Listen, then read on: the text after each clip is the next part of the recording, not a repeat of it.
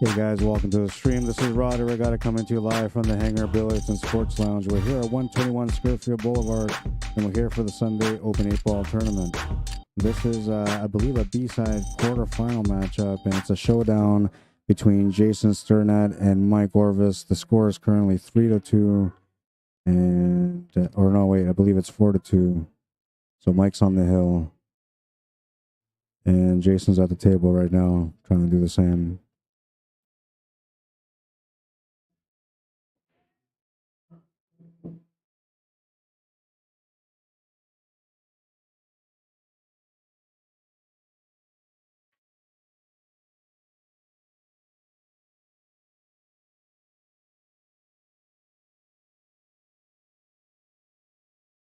He'll come up short on the shot.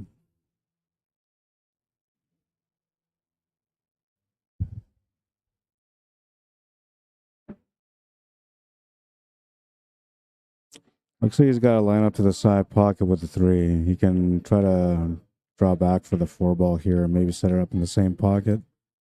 He'll miss the shot on the 3 ball though. And that's going to bring Jason back to the table. Let's get their Fargo rates up.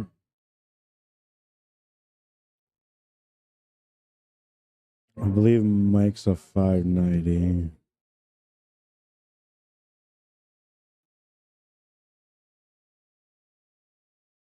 I don't remember Jason's.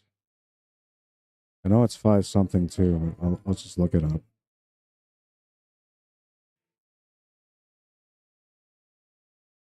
Jason STERNAT. He's a 537.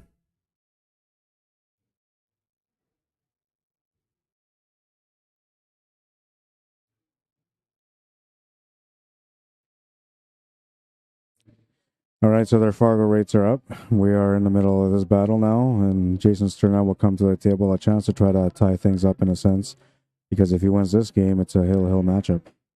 There's a 1 game difference between them. Jason racing to 4 and Mike racing to 5. Mike had a chance to close out on this one, but came up short. It was more about the position on the 4 ball, the reason why he came up short.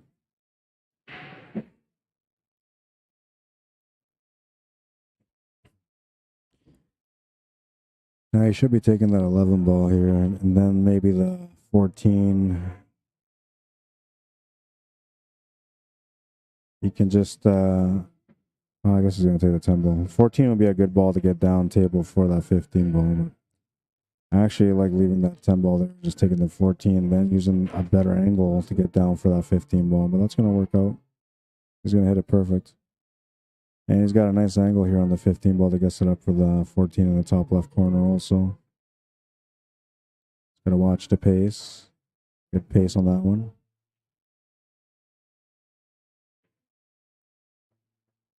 A little bit of body movement on that one. Got up a little bit faster than usual. And he'll come up short on that 14 because of it. Mike ORVIS with a chance to close out the match now. Just 3 balls and the 8 ball remaining.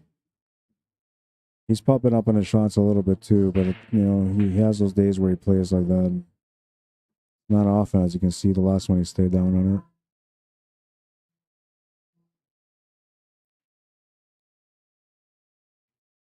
Got up on that one too slightly, but it was in slower motion, so it wasn't until after the shot was delivered. Good on the 8. That's going to give him the set. 5-2. Mike ORVIS will move on. I got to find out who my next TV table matchup is. And I'm going to assume that it might be Hanyu, but we'll see. We're going to go ask these guys and see what they tell me. You guys are watching the Hangar Open 8-Ball Sunday. It's going to be a good day today. 13 players came out to play, and, well, there's some really good competition in the building, as always. Who will win it this week? I don't know. Tough to say.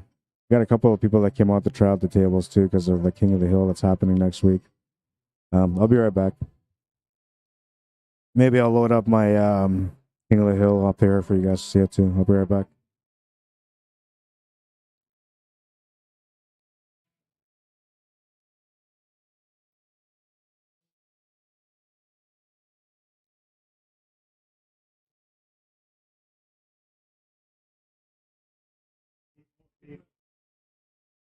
All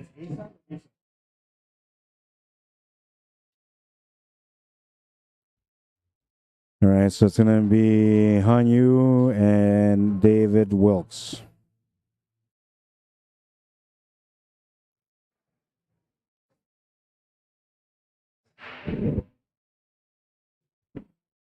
It's 6-5? 6-5 race for this one.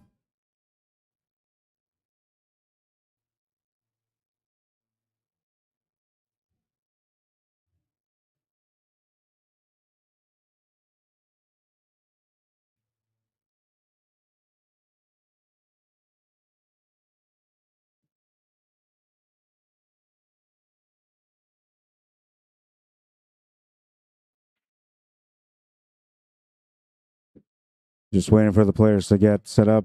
Dave might be a smoker or might be smoking. No, he might be a smoker. He is a smoker. He might be smoking right now. Hanyu brought his cues up here, so he's kind of ready to go.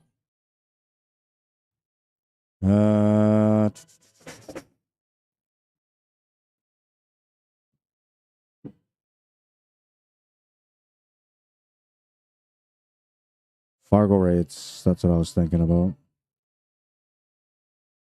I think Hanyu is like a 602.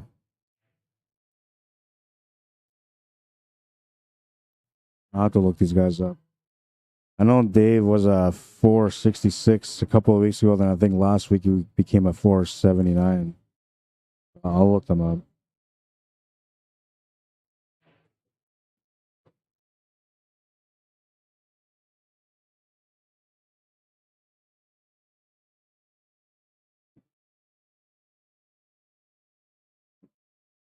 $470 for David Wilkes.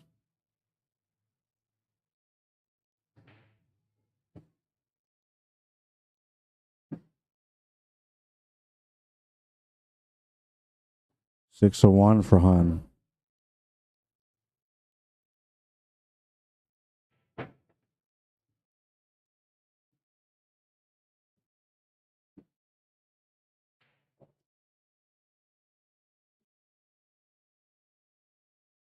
All right, we'll put their Fargos up. Waiting for them to get started. That's Hanyu at the table, just trying to take some warm-up shots.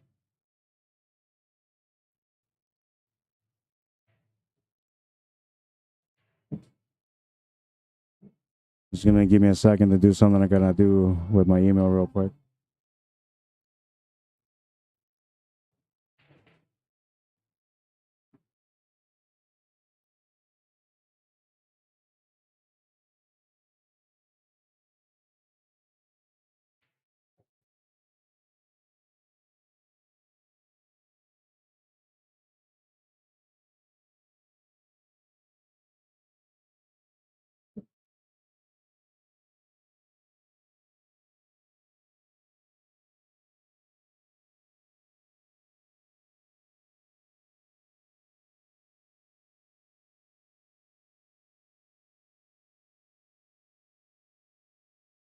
Lonely, lonely, lonely, lonely, lonely time.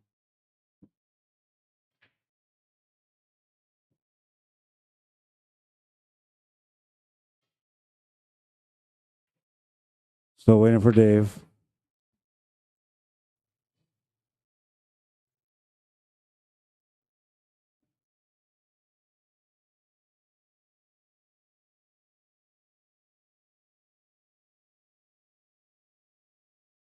Been a long time, been a long time. All right, so here's Dave. We're going to get this going right away.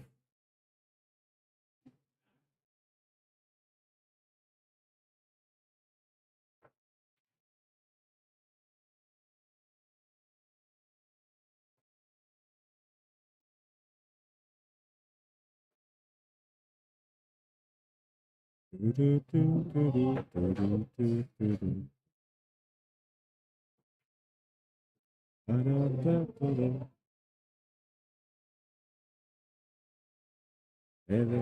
go.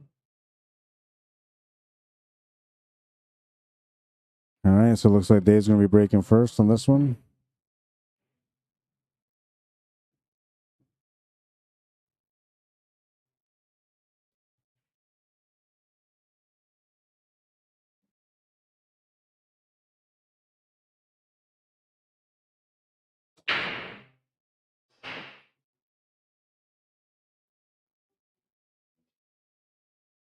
You're mine, and I do. Do you remember when we used to say,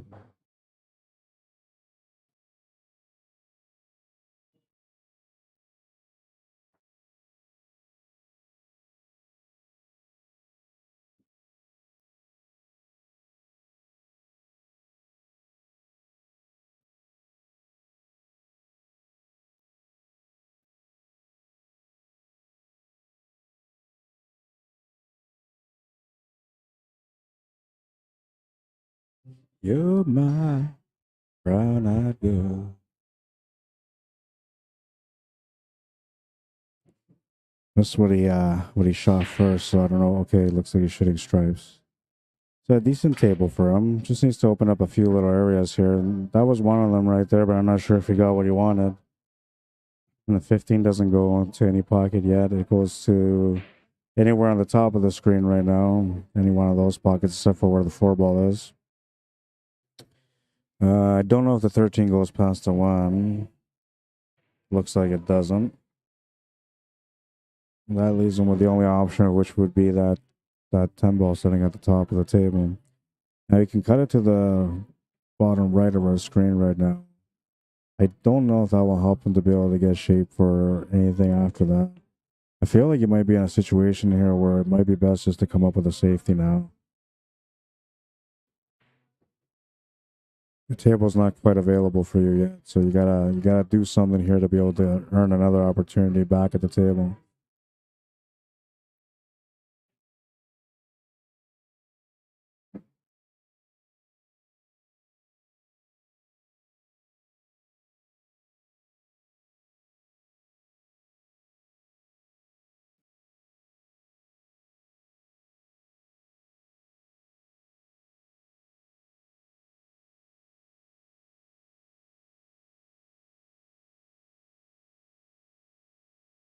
That was a pretty good safety because he gave him a line to the 5, but there's no line for him to be able to make the combo to the 7.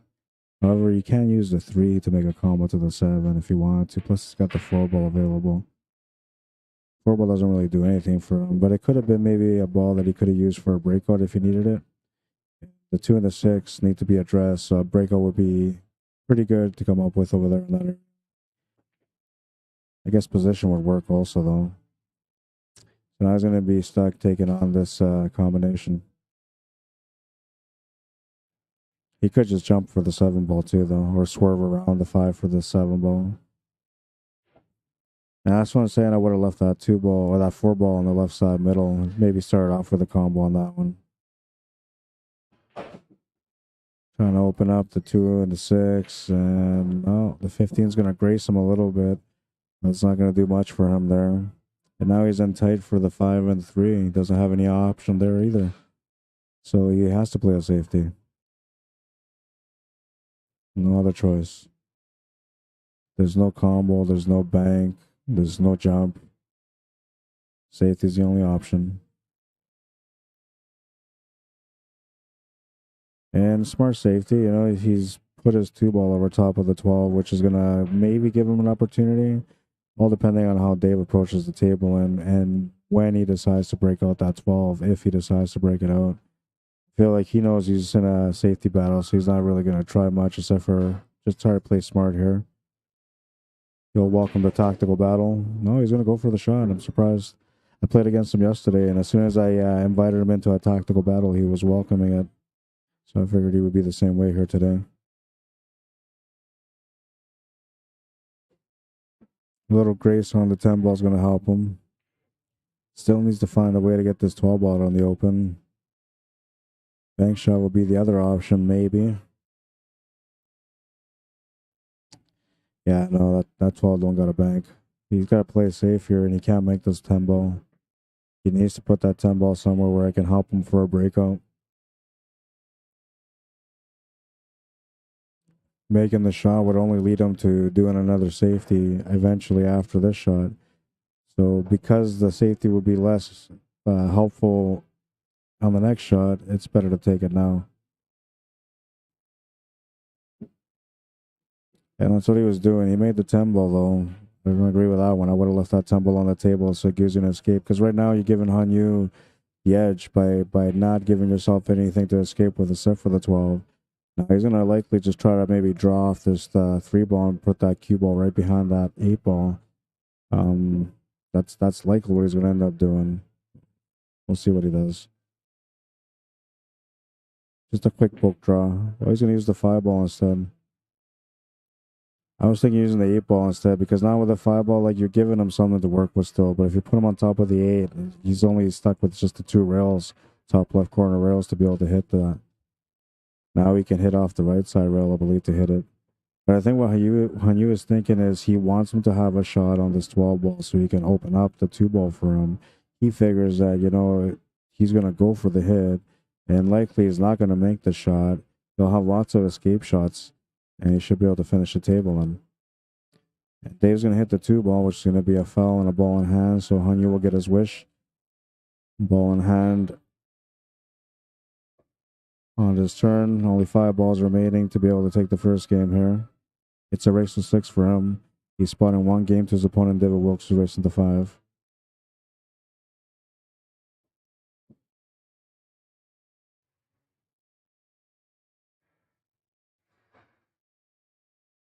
Yeah, that 2 ball doesn't really do anything for you. He's just trying to figure the finish. Might be okay to go 2, 5, 3, 6, 8.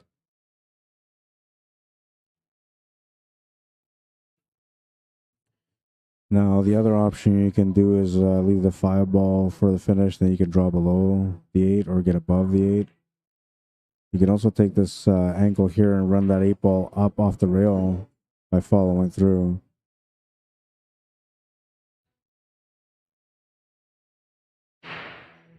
He technically has a hold of this match right now by not making that 6 ball. So if he does come up short anywhere in one of these 3 shots or these 2 shots, then the 6 ball could be the safety for him. We'll see what he decides to do, though.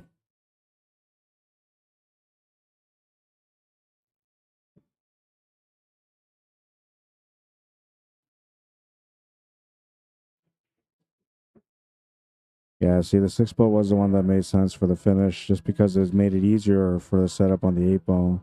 Just gotta play it with some topspin, come off the rail, and you're good to go. And he made sure to get past that 12 ball so he's not shooting over top of it. He's just gonna miss the 12 ball. Oh no, he's gonna miss that 8 ball. Oh man. I'm not sure what he did there, but that's a huge break for David Wilkes. Being down 1-0 wasn't gonna really do much to affect him mentally anyway, but having a chance to go up 1-0 when he's on the short side of the race, well, that gives him a lot extra confidence. Gives him some comfort mental wise or mentality wise.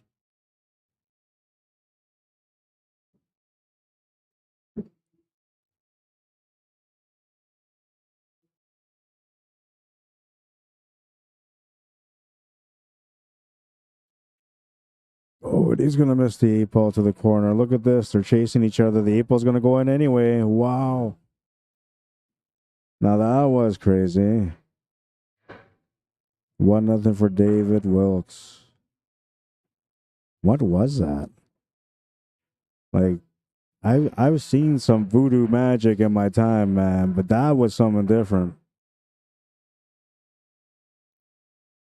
Off the 2 horns, reverse bank, follow through with a cue ball.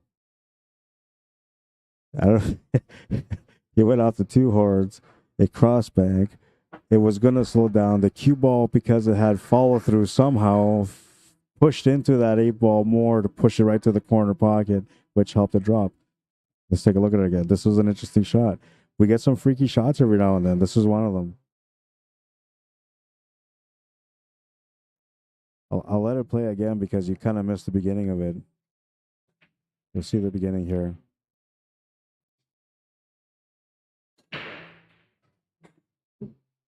Crazy shot.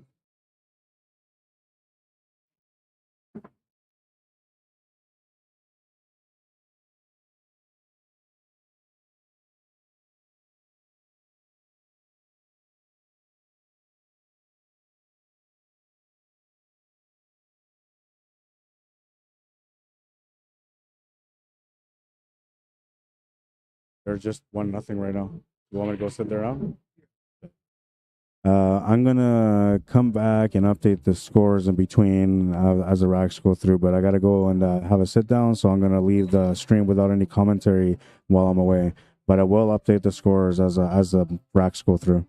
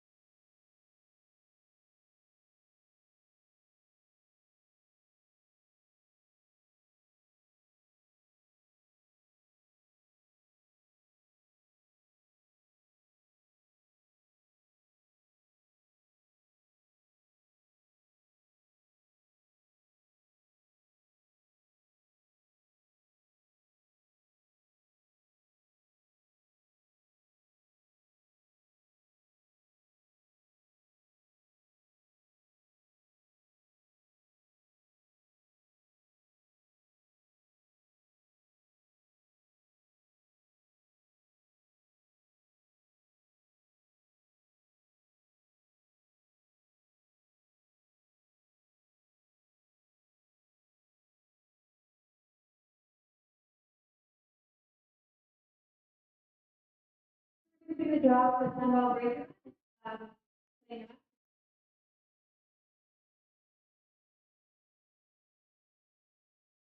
The winner is Mike. Oh.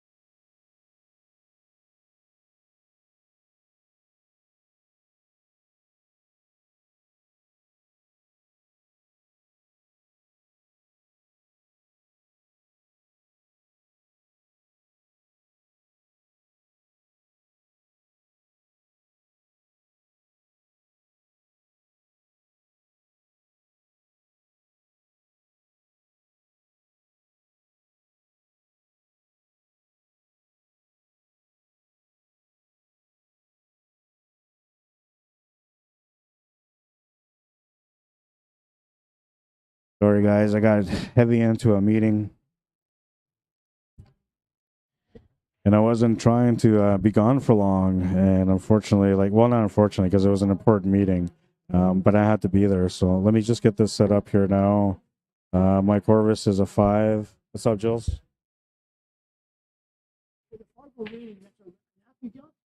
Yeah. You can just look it up under FargoRate, and then you'll see it like on the regular Google or whatever. But you can download the app. The app doesn't do the same things as if you look it up on Google. But if you pay for the membership, then it does everything, right? So it's kind of like a con. You just need to really. Just look it up under our website, FargoRate, and then it'll give you all the options, right? I thought last time I looked for but now when you check it. See, so when you go like on the Google, you'll be able to see this, but when you go on the app, it doesn't show you that. But when you go home, then here I'll show you also like the match charts, so you get the races, right? Okay. Fair match if you need to find somebody, whatever. Everything is there, and you won't see this with the app. I got the app here too, I think. Oh, I see. Okay, unless you pay for it. Where's the FargoRate? So here's my FargoRate app. See, so all it does is shows me my rating, my robustness, and then that's it.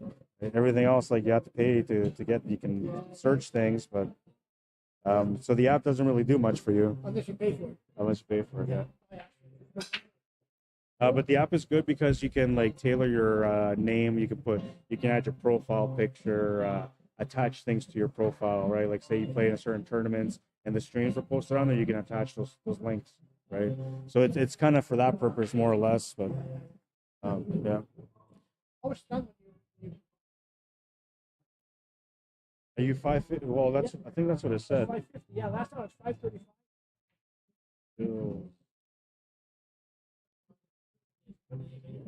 Yeah, you're at 550 with 1,500 games. Oh, yeah, okay. Yeah. So that's an established one. And so I'm getting like drilled a lot about this tournament, right? Because like Nathan Wood is playing, right? And technically he's an SV2 player, but he's got like 500 games under, and he's 551. So like it's not that big of a deal. Technically, as FargoRate says, he should be okay in that tournament. He's not a favorite to win, but he technically should be because he's an SV2. He's got more experience. But like when you look at the field, there's anybody those guys can beat him, right? Yeah. And I mainly go off the FargoRate, so that's and if I went 550 and under, then only a few guys would have been able to play, right? So I did both so more people can play, right? And every time I have a FargoRate, I have guys that have active ranking only trying to play. And every time I do an active ranking, everybody with FargoRate trying to play, right? Like it's hard to please everybody. It's so hard. And this one I try to do both, and like I mean, every day I have to do like a 1-page answer as to why I did it, right? Like. Yeah, exactly. Yeah.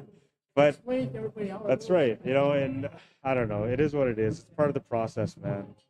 I go and do many other events, including other sports. It's never like this. Pool is a weird world. Nobody's happy. Everybody's complaining, and they all want to be underranked. Everybody wants to be underranked, and they all want to be allowed to play in every tournament. But they all want an edge. But then once they play against somebody that has an edge, they're not happy because that guy has an edge. Oh, you should be playing this. That's right. Too good. I'm telling you, man. It's weird.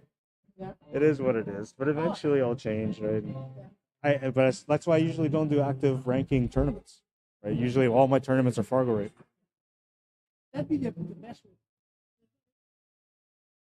Oh, well, and this is the thing. So I did the King of the Bar Box 600 and under last year, and there was guys that were getting in because they were like 601 or 599, but they only had like 100 games in there, right? So then, and I took them, and then everybody's bitching the same because, well, they're not established, so technically blah, blah, blah. So, and that's why like this time I said, well, it has to be 200 games, right?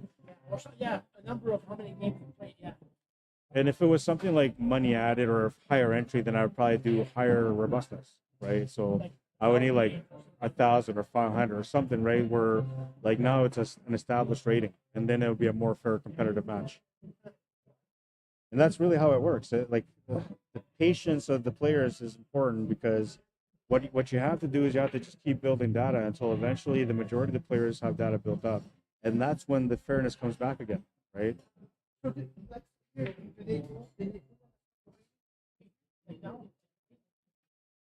It should, yes. So the only times that they won't is if it's 7 players or less in a tournament. Then they won't take it in.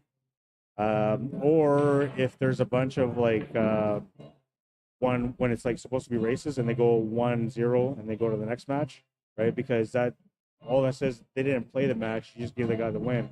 And if you do that once, they'll let that be okay. But if you do that a few times in the tournament, they'll look at it as in the tournament was never really like it didn't qualify for their stats, so they won't take it in. There's a few guys that have Fargo rates right now that they're not getting pushed through, and a lot of this because at the end of those tournaments, guys split. So the B final split, and the A final, and the championship split. They all split, so then it takes it away. That's right. So now I got to call them to make sure that they put these guys in there to get that data built up, because those are some of the guys that want to play in the tournament next week, but they can't because they don't have enough data. I have one guy that never played active, only has 620 something Fargo rate with like 30 games. I don't know, it's not much, and so he can't play because he's double dipped in both. So both sides he can't fit in. Right? Yeah, because it's too bad active and report those. No, but they use now the league management system, so the LMS, and that is similar to Fargo rate. It's sort of tied into it. So when you play the singles, it's gonna start giving you a Fargo rate through the singles. When you play teams, it won't matter. But because this year they're starting to implement Fargo rating into Premier League, it's going to eventually be something like that too, right? It'll matter more. The whole active pooling should be Fargo rate. Yeah, but the thing is that they built a system that worked for them, and with Fargo rate, they wouldn't be able to have as many divisions. But they went right? to copy. Yeah. So copy sport still ranked copy sport stuff. Yeah. So it's a different system, but it's still. Well, the only thing is that it's team, right? Team based, so it's harder for them to keep individual track record. Now, the only way they can do it is if they broke down the teams by individual and then overall result. However, it's one match against one player, different player every rack. So Right. once again, there's no consistency, right? Like because if every player was the same level, let's say it was all 550s and nobody below or nobody higher, then you can get concrete data on the team match because they're playing against same level players, so you can go on that data. But because our system is a little flawed, then you'll have guys that technically are 550s, but they play like 600s, and then now you can't really get accurate data. Right? It's all about process and time, man, really. This has been almost 2 years, and you can see like a lot of players have 500 games in their rate. They're starting to get more solidified in the races. And you see it now on the Thursdays on the tempo with the Fargo rating, the way I set it up, like everybody has a chance to win. And that says that the Fargo system is working fair.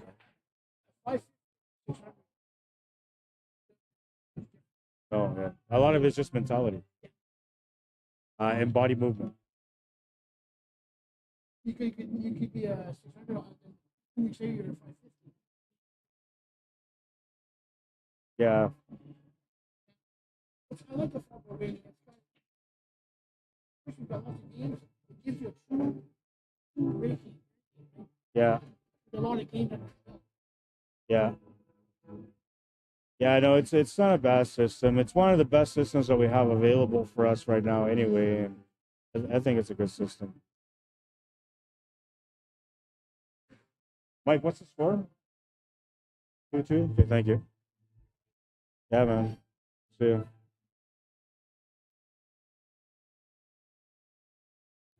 All right, so we're at 2-2, and I got to get their Fargo rates up. I believe Mike was a 590. I'm not sure what Daniel Wilson is, but I'll take a look right away.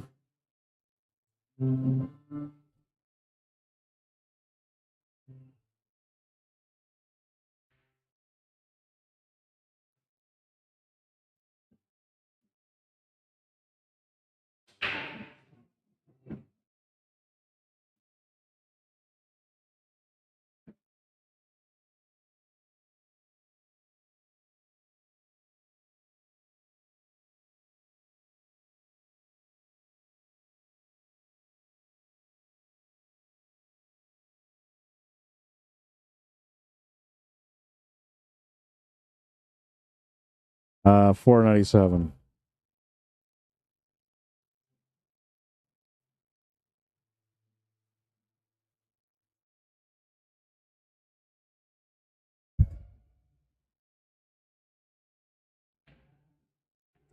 All right, their Fargo rates are up. The score is 2-2. Dan Wilson just missed his shot to the corner. Mike Orvis comes back to the table. And he's got a tough little layout here. Even if he can hit this 2 to the 3, there's no pocket for the 3 because the 15's blocking it. He's just trying to open up the table somewhat, change it up a bit. Might be able to create an opportunity for him, or maybe it was an open table and he just made the 15 ball. Yeah, that's what it was.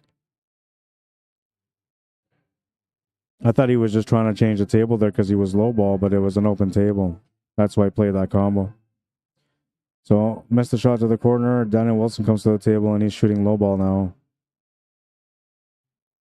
Apologies for the rough start to the tournament today for the stream.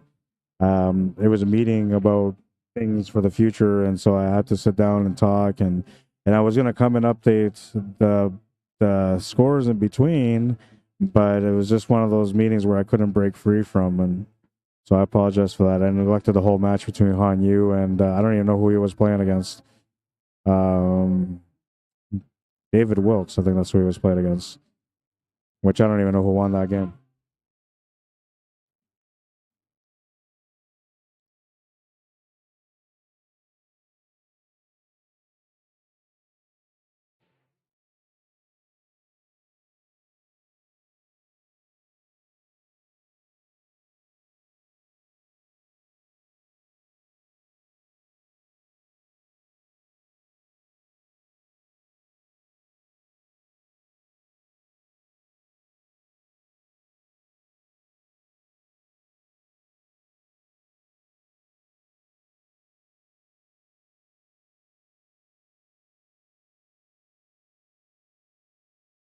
Missed shot, and the cue ball's going to scratch on the side pocket. Ball in hand for Daniel Wilson.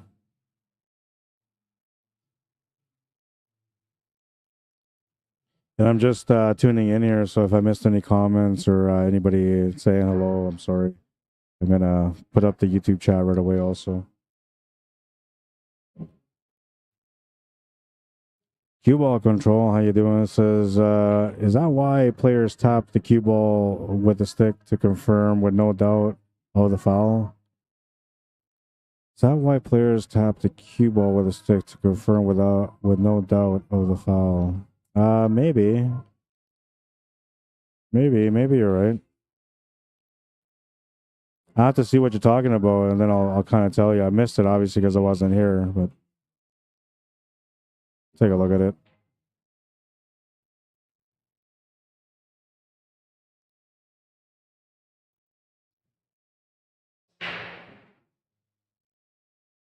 All right, so YouTube chat is up now in the corner.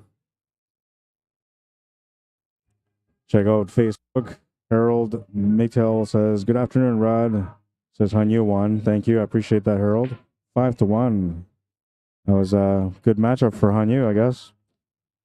He's a good player, though, you know.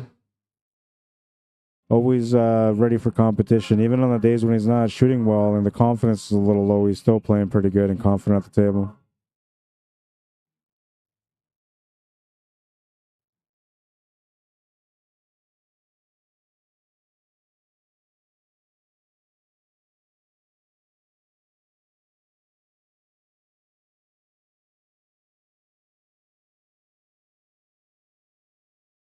Sari Long, Jason McNish, welcome to the stream, guys.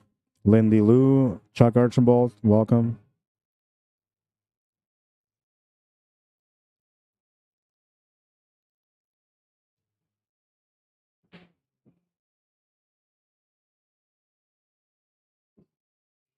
I left my cues in the car and it's kind of hot out. We're at 22 degrees out here, which is not really super hot, but hot enough for the cue not to be in the car.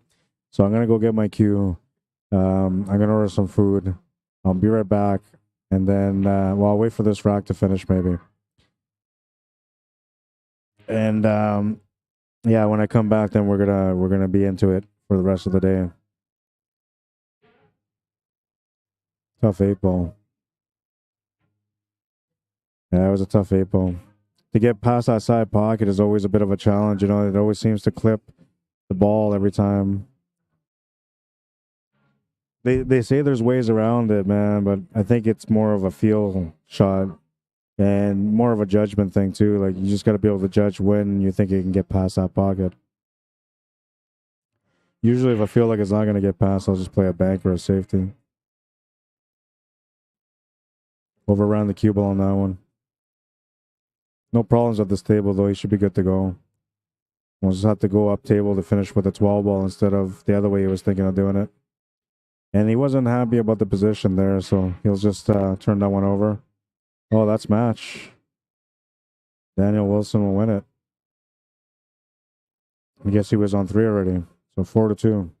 So before I go get my cues, I'm going to find out what our next matchup is going to be. We'll get that going right now.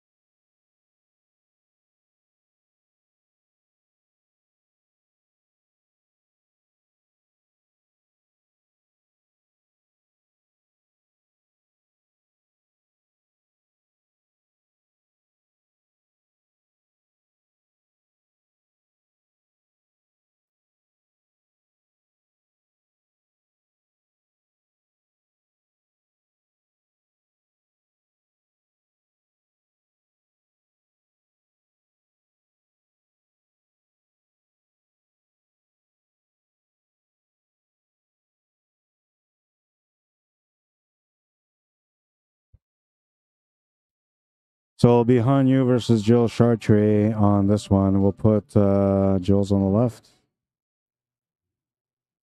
It's a 6-5 race.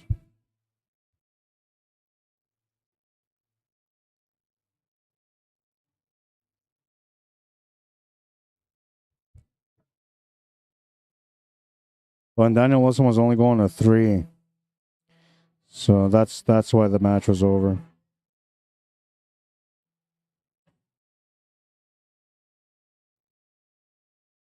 Hanyu? His name is Han. Han. H-A-N. But I think his last name is Yu, and everybody, I just call him Hanyu.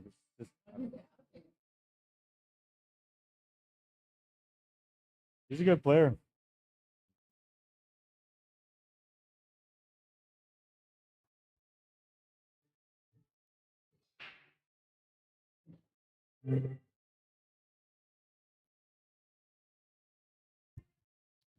All right, and this is A-side semifinal.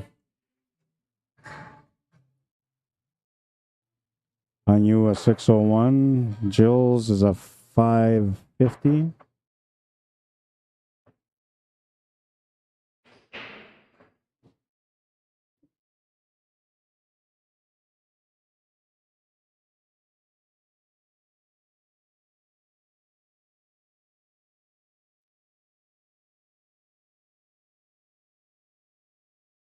Fargo rates are up. Match is about to start. We're going to go into rack number 1. You guys already decide who's breaking? No, not yet. Okay.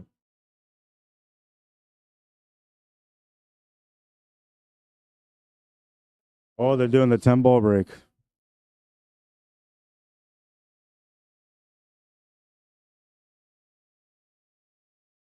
See if you guys can capture it. It's all the way at the end here. Mike Orvis is going for the 10-ball break.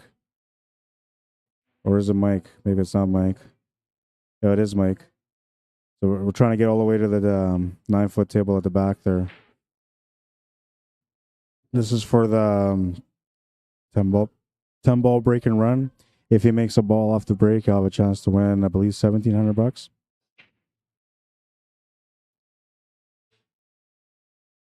He made a ball.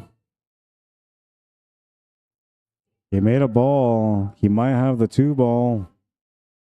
Now, this is the rules. You get 10% of the pot per ball made.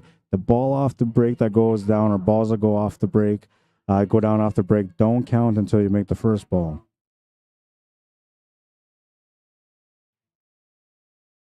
Oh, he missed the 2 ball. Man, had he made that 2 ball, he had a chance. But there was a lot of people watching him. A lot of people watching him. They're razzing him now, so okay. Now Hanyu is coming back. Hanyu wanted to see if he was going to win it. Pressure, man.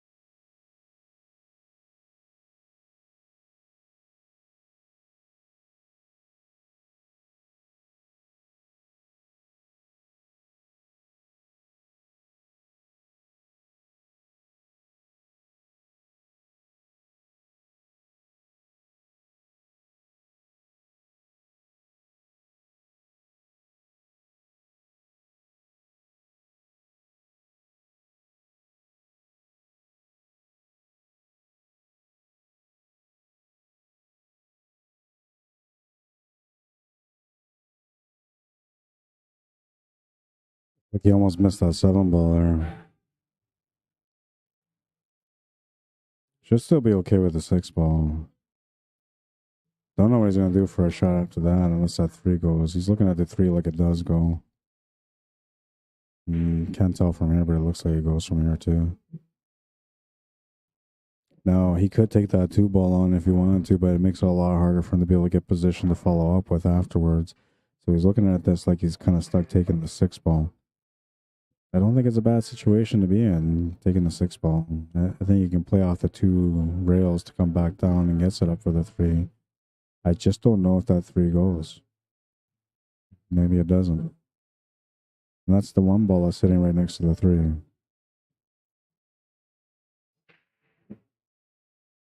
He might have come up short on this. Don't think he wants to play the combo in the situation because then the 3 ball will go towards the stripes. That's not going to help him.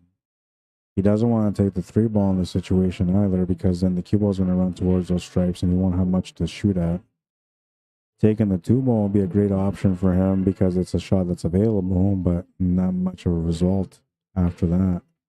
You do have some angle to work with though, so you could come off the rail to get set up for maybe the 4 ball after, or maybe get set up better for the combination if there's a combination available, which I don't think there is. I'm thinking maybe that 3 doesn't go past that 4 ball, and that's the problem for him. No, he's going to get put in a bad spot here. Even for a jump, this is no good. Now, if he's got a combo, that might be the only option, but even then, I think he's got to jump for it. Oh, he's taking a look, so maybe he can see enough, and I guess that's the 1-4 combo he's looking at. Now, if he does make this combination, he should be good as far as like contact with the 8 ball goes. I don't know if he's going to find a shot afterwards, though. Oh, and he just rattled that 4 off the pocket. Nice try. He would have had a shot after, too. So, Hanyu back at the table. He's got a 2-game lead right now, looking for 3. He's got a puzzle in his hands, though.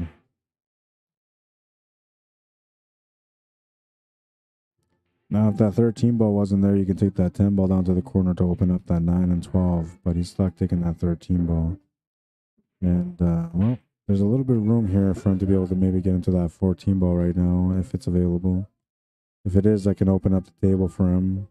If not, he can always take that 15 ball and try to set up for the 14 next. Or he can even crash into him from there. He's going to opt to crash into them. And that worked out sort of okay. 14 doesn't have much of a pocket anymore. It only goes to the top left corner. But he's got a good angle here on this 10 ball to open up that 12 and 9. So he can maybe try to create something that will help him get set up for that 14 ball after the shot. And that's not going to help him. Shooting the 14 to the top left corner doesn't make sense now because you're shooting over a ball. It makes it that much harder to make. And the only thing he's got left is just the 11 ball or a safety. Which I'm not sure if he even has the 11 ball. He might.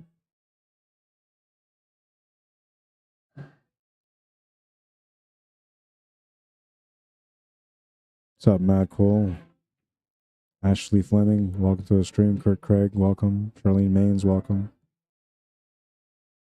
Been dropping the ball today. Just, you know, I had a meeting and then I just went to go order my food. So I've been away from the stream and I apologize for the rough start. Do my best to try to limit the breaks, but first one was something that I had to do. And the second one too, I guess, because I needed some food, man. I was hungry.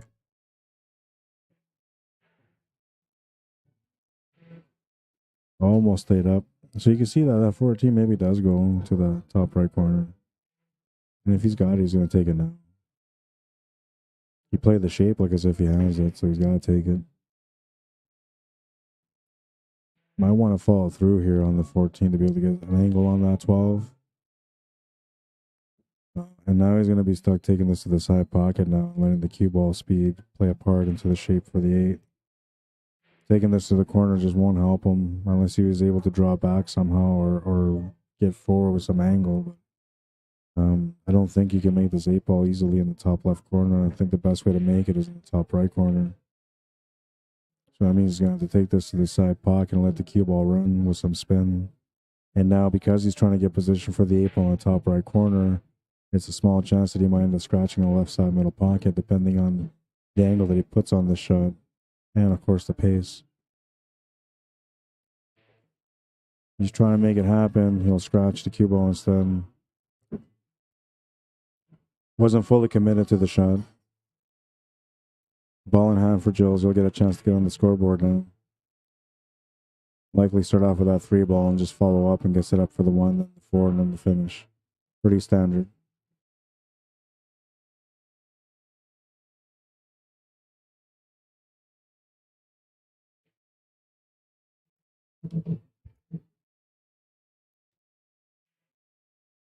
Need some angle on that 4. He got just a little bit of angle. Should still be okay to get shape here for the 8 ball. So has to set up for the side.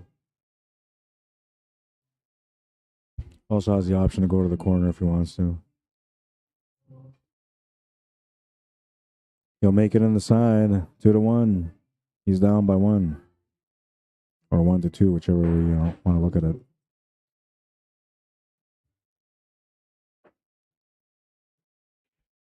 How's everybody doing today? How's everybody's weekend so far? For us here in Canada, we're getting down to the last few days of, well, not the few days, last few weeks of good weather, and then eventually we're going to have that dreadful snow come. So right now, everybody's out there trying to make the most they can out of their time, man. Everyone. Mini Pack Thork, how you doing? Bob Wolf, Jeremy Dave, welcome to the stream. Mayabi Kona, welcome to the stream.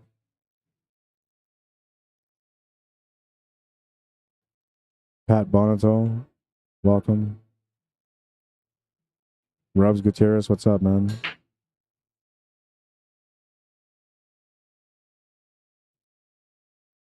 Got friends in small places, but not at the table.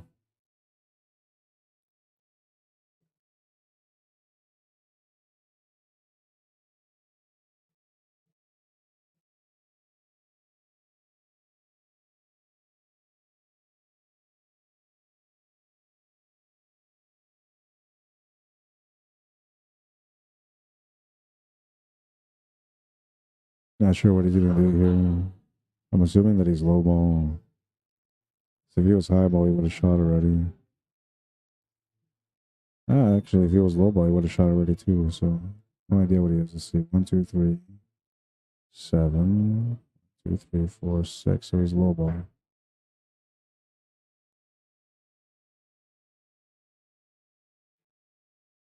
Or is he high ball? Or maybe it's open. Best case scenario here is that he's high ball. Well, I don't know. Low ball might be better.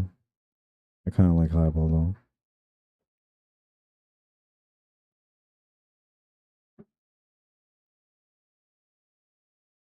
Well, he's got a nice angle here on the 2 ball to be able to come back and open up the 8 and get set up for the 7 ball. That will solve a big part of his problem. He didn't even consider it. We'll take the 6 and open up the table some more here for the solids. I feel like he's stuck here now, taking the 3 ball.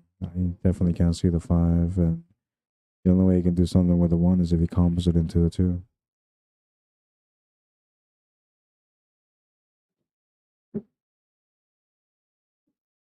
So now he's gone further up, and I think he still has the 2 ball, which means he should still be able to play shape to get into the 8 ball here and set up for the 7.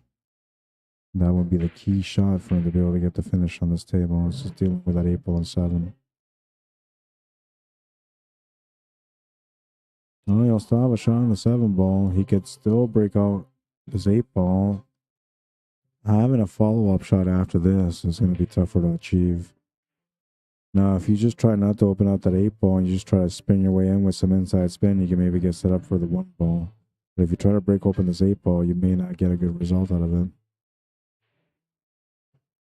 Missed cute on that one.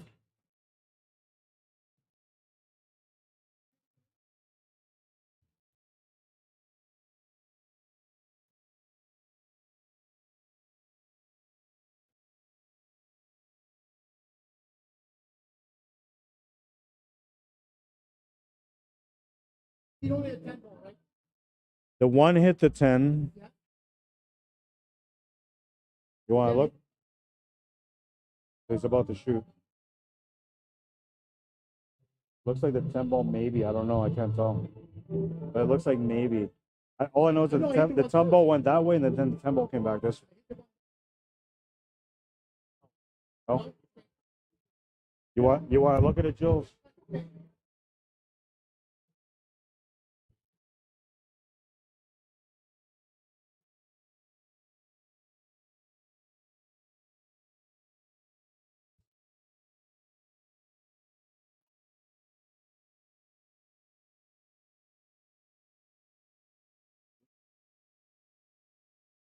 I'm going to solve it. Give me 1 second.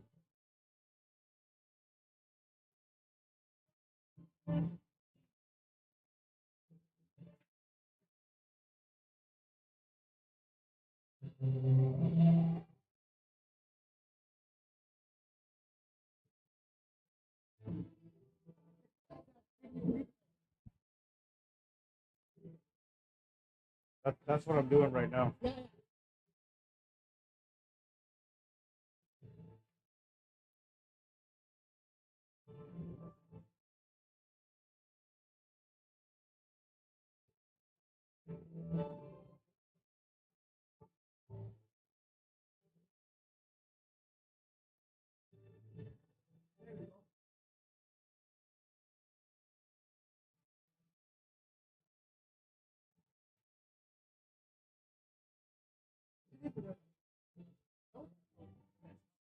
No? Okay, I don't know.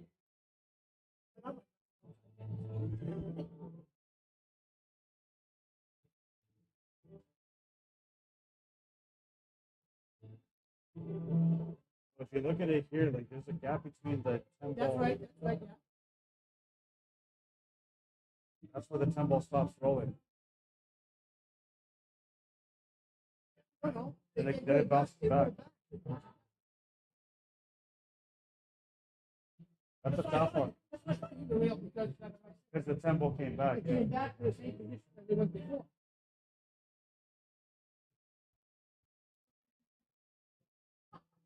Well, now you can screen record.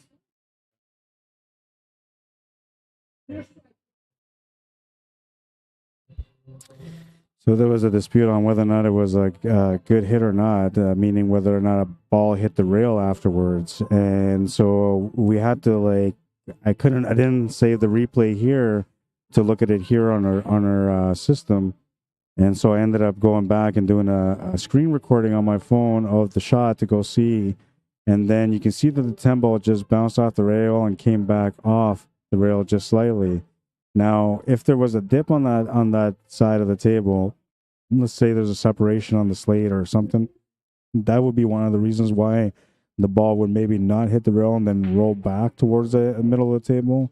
But when we looked at the replay over and over and over again, you can see that that the 10 ball did hit the rail. So it was going to be a ball in a hand situation. It got turned over instead.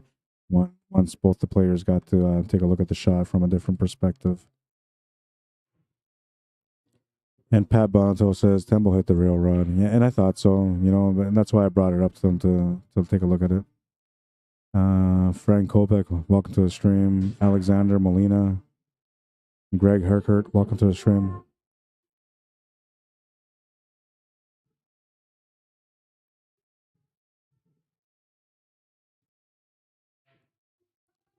Still a bit of a challenging table here. He needs to get that 10 ball opened up. He needs to get that 11 ball opened up. If he can get them both opened up at the same time, that'd be great. Or if he can get one opened up and get position on the other, that would be great also. But I don't think that's going to happen here. I think he's going to end up having to play a safety, something that's unavoidable. Might have been best just to play a safety here. He's going to try to create something, though, and now he's tied up his 11 ball. He'll be forced into a safety.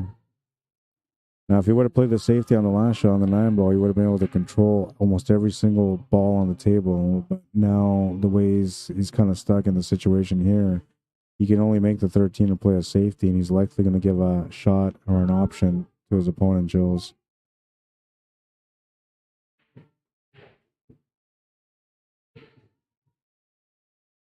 He was thinking a lot about everything there, and he'll miss that 13 to the corner. Jills will have the 5 available or the 7. He needs to get the 1 ball out, but taking the 5 ball now wouldn't hurt him. It doesn't really do much for him either way where it is. And it might help him get better position for the 7 ball to be able to either break out the 8 and the 1, or to get a good positional shot on the 1 where you can maybe drop back for the 8 or open up the 8 from there. It's going to sneak into the pocket.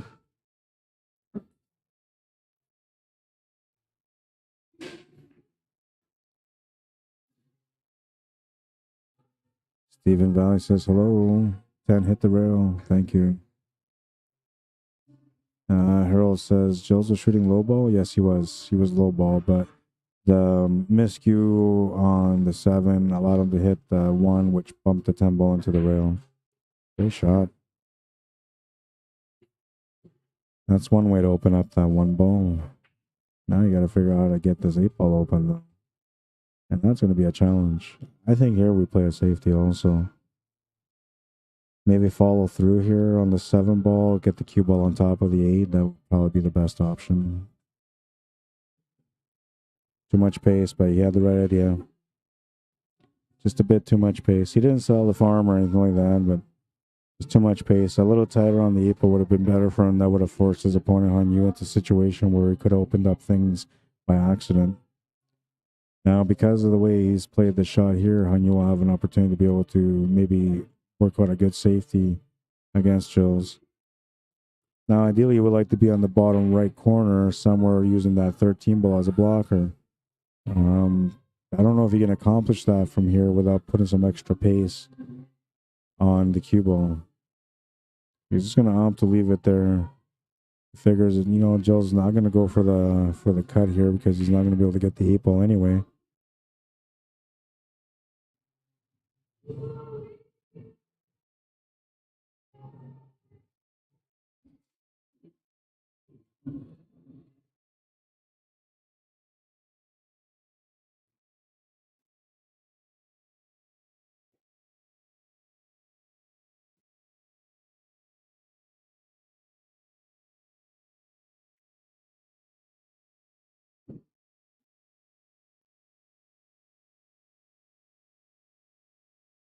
I think he just plays safety here. Yeah, he will.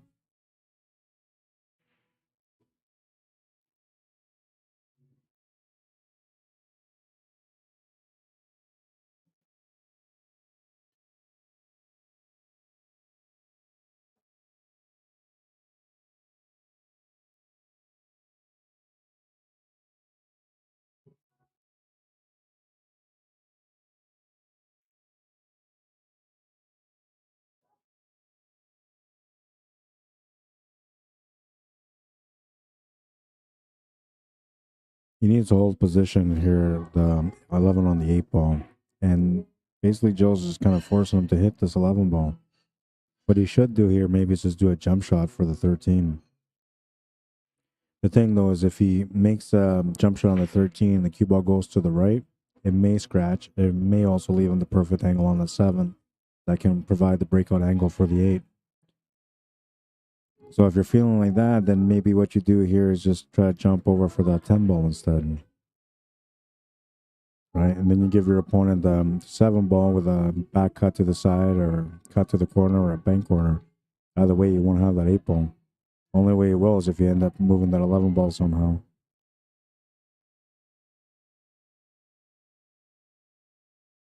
He called no shot. Bit of a risk here. See if Joes can figure out the breakout and the shot for the finish.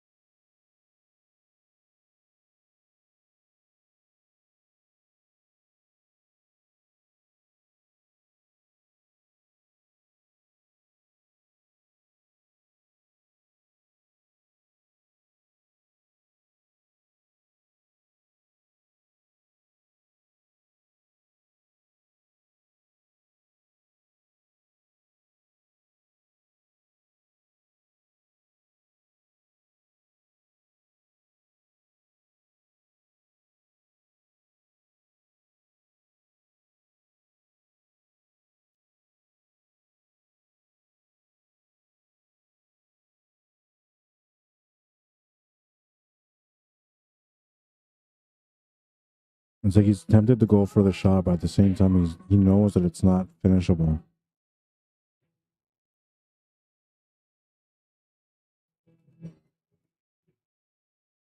You gotta listen to your instincts in a situation like this. Oh, he's gonna push through it, and well, he's gonna get the shot at it.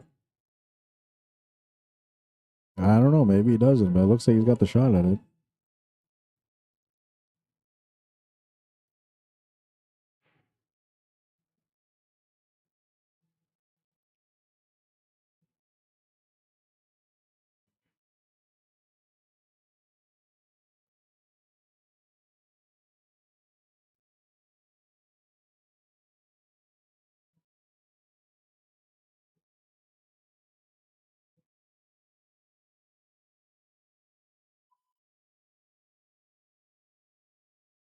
If he doesn't feel comfortable, he could just try to play a safety off this 8-ball.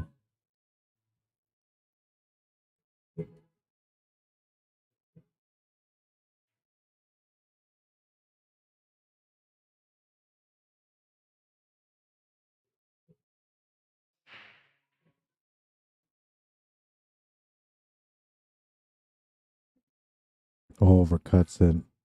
Extra pace though, so looking for a safe leave. He's gonna get it.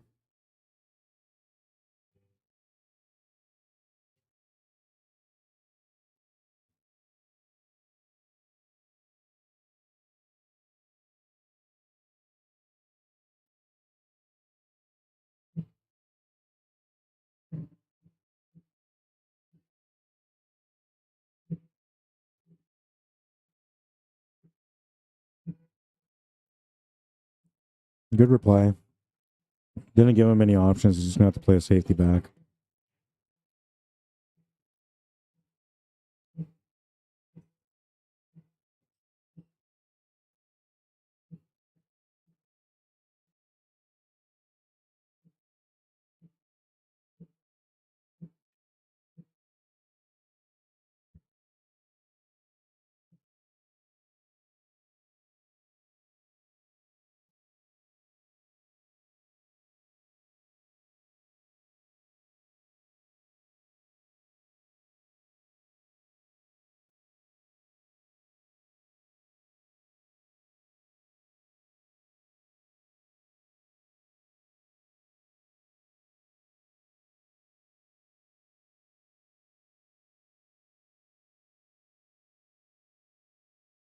No rail that time.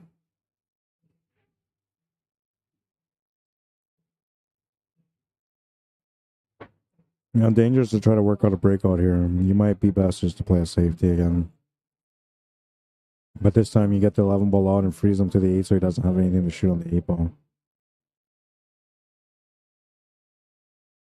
Best way to wedge it is wedge the cue ball on the right side of the 8 ball here. And then you shoot the 11 that way. Well, you can maybe make the 11. He's looking at that option. If you can make it, that's even better. But if not, then you want to play a safety here and try to freeze to the right side of the 8 ball. While you're also pushing the 11 ball to the left to block the shot in case if you can maybe cut it to that corner, which I don't think you will from there. That would force him onto a long rail kick shot, which is low percentage because the cue ball will be on the right. That means you'll be having to use the rail with some reverse spin to be able to make it happen. Not everybody knows how to do that.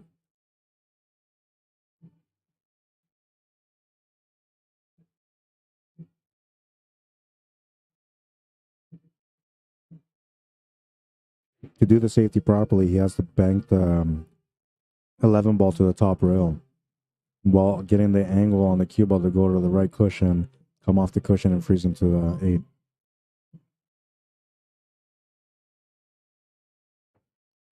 He still has control of his table regardless of what he chooses to do here, but he would like to use this opportunity to be able to win if he can. And if he can, then he'll have to play the safety like I recommend.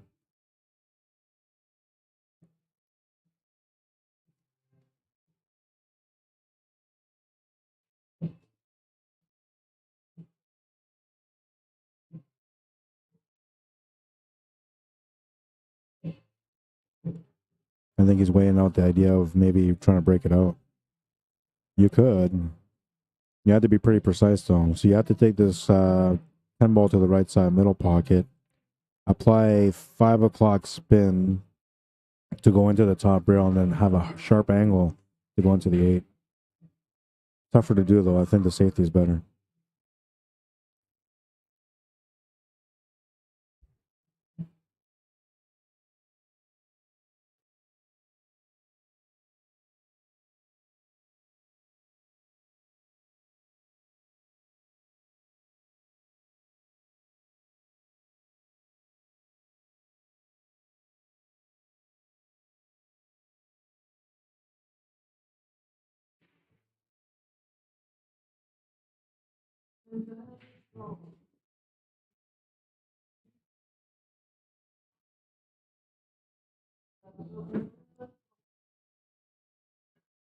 So he just played a safety where he's going to force Jills to either hit the ball, make it, or just play safe. Now, this could be a good thing for him, but he's left the gamble on the table because now he's expecting his opponent to give him a shot. Now, if his opponent Jills can figure out the perfect touch safety here, he's not going to get a shot. Therefore, he kind of gave up on the rack by making that choice. All depends on the result here on the safety attempt from Jills. We'll see if it was a good idea or a bad idea to make that ball and just call it safe.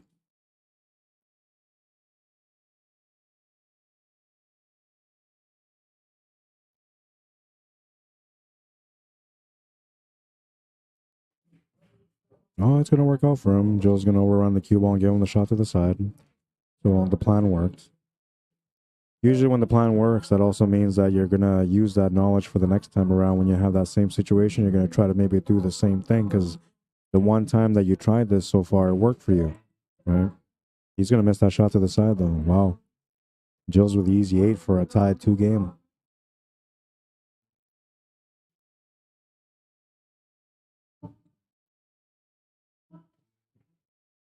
Now make it 2 wins in a row. He ties it up at 2.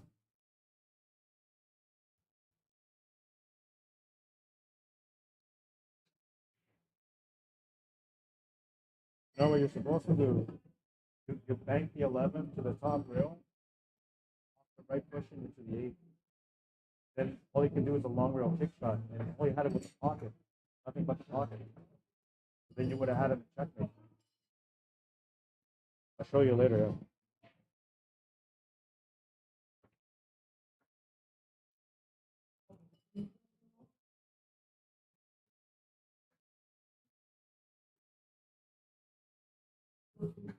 All right, so 2-2 game, A side semifinal. Jills will be breaking next in rack number 5. Needs to win 3 more to win the match. Hanyu looking for 4.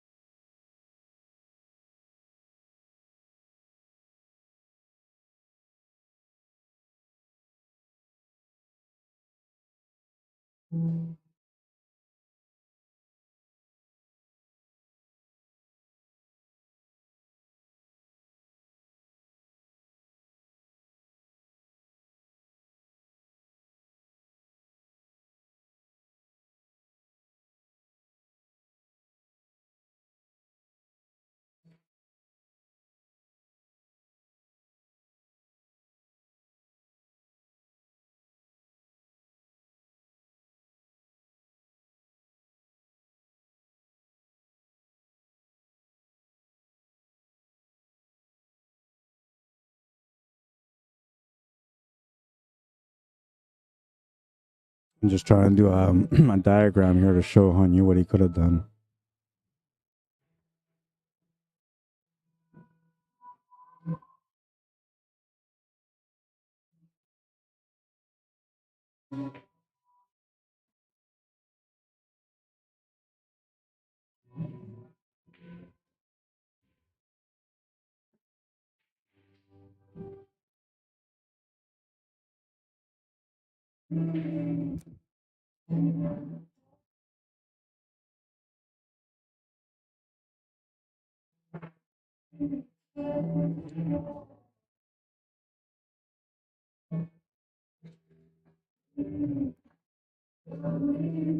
All right, so Han won that one. He's up 1 now.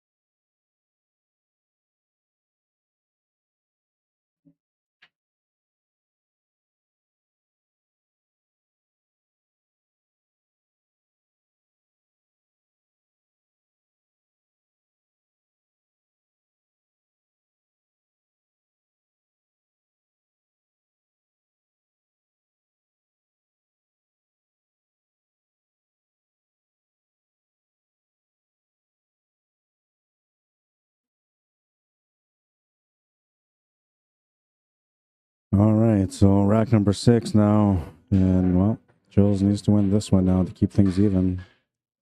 They're going to be down 2 games here, because that would mean that it would be just a race to the 2 for his opponent. Race to 3 for Jules, making it tougher for him to be able to win the match at that point. Not impossible, but tougher.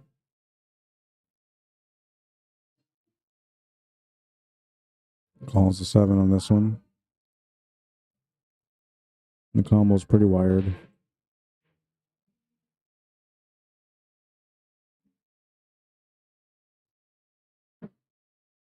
I think he was supposed to set up for the 2 ball there and it came up short. So now it's going to become his major problem ball.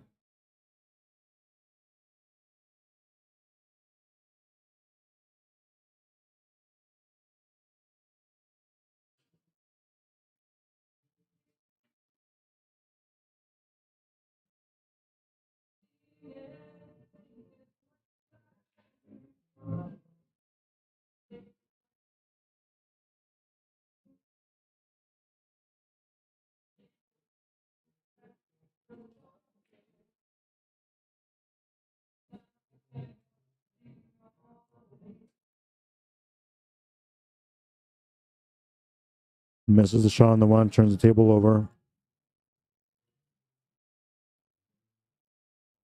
And you can see the 10, you can see the 12. Needs to get up table to deal with that 15, 14, and 9. The 15 goes, but the 14 and 9 don't have a pocket. So when he makes the 15, he's got to grace those open. And he's got to grace those open in a way where he can get the 13 ball opened up after that. Unless he can get up table for the 10 ball, or take the 10 ball now with a breakout on the 13, which might reset that corner. We'll see. We'll see what he decides to do.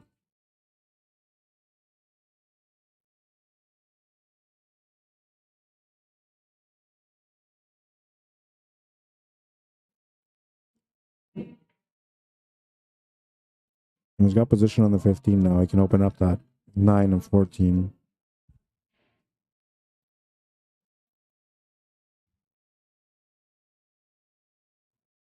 You can see from here that he might be able to make that 13 ball pass it to the opposite corner where he's shooting right now.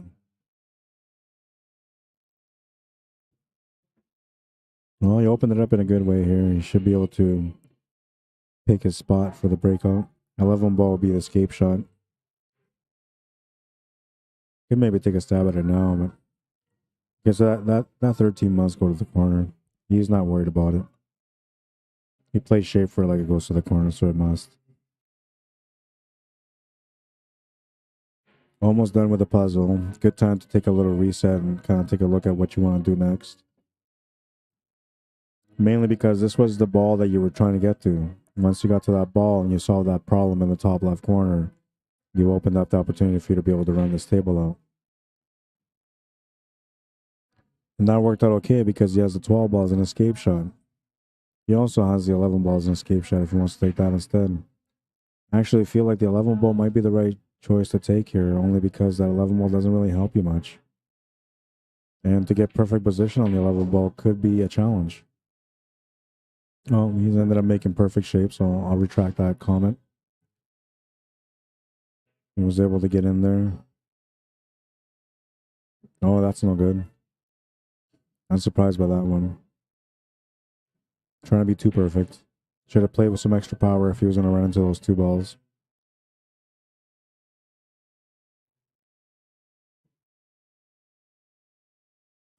Yeah, no, we'll have the time clock on, but I didn't start this match with them, so like I didn't set it up. But for the next match, I'll put it up.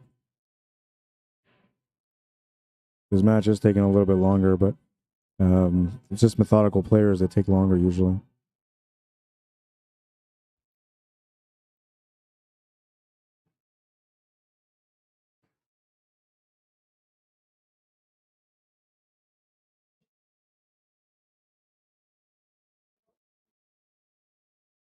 Looking for a miracle on this one.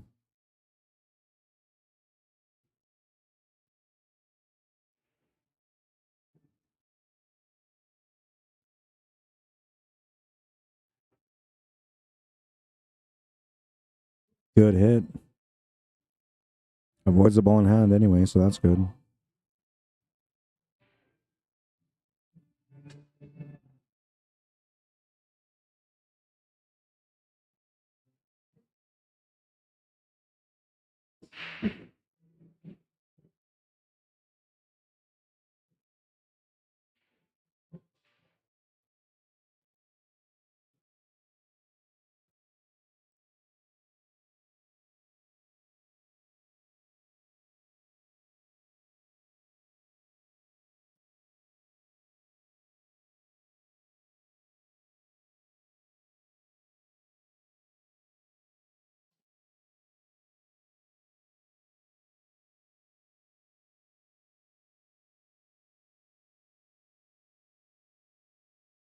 Now he's stuck at a crossroads here because he can make this 4, but it doesn't really help him much.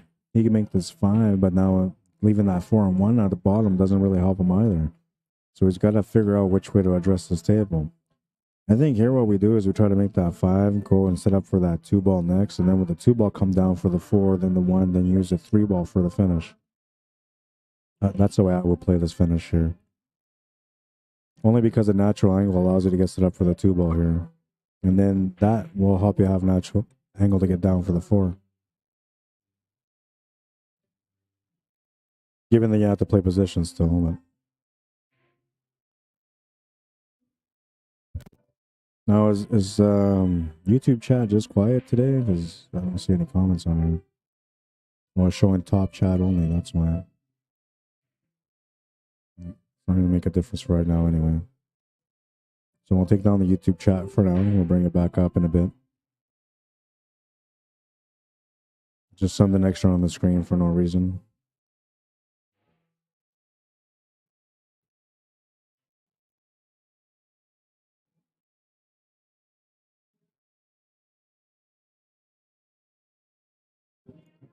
Now you can play the cut or you can play the bank here. The cut is maybe better for the shape on the 8, but the bank might work just by following through. Yeah, that's going to work.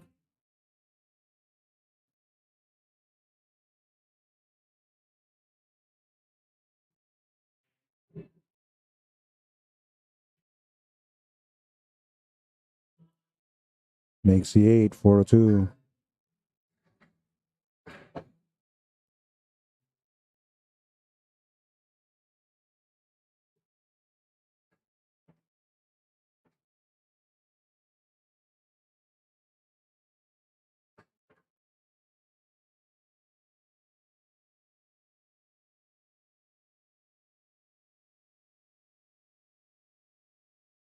We're going to move into rack number 7 now. Joseph will try to get within 1 again.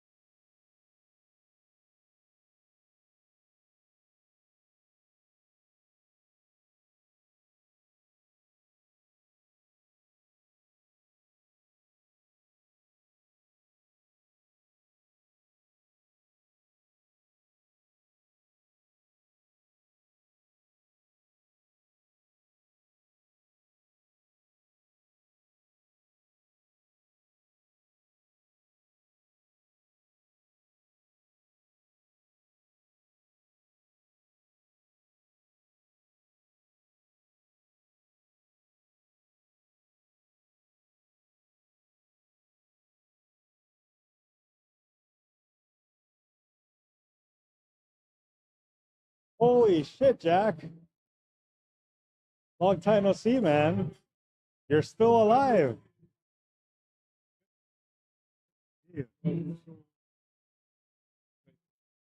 Yeah, I know. You haven't been around. Yeah, that's right. Last time I remember that your dog was having issues. How's your dog now? Yeah. Oh, he did die, eh? Two more I brought them from Europe. Oh, okay. All the way to Toronto to pick them up from there. Yeah. And today, female, she got some limited diarrhea. Oh, yeah. Oh, that's not good. The male is, I'm going to take him to his vet tomorrow. The male is good. Yeah. You see that one? Yeah, yeah. You come here to play some pool with Barry or Good. with who? Good. Good. Well, go have some fun, man. Enjoy it. I'll long hair. I don't see anybody here with long hair. Maybe he's not here yet. Who? Kevin? Kevin, yeah, he's at the 9-foot table. Yeah, yeah, for sure. Yeah, yeah, we'll be here.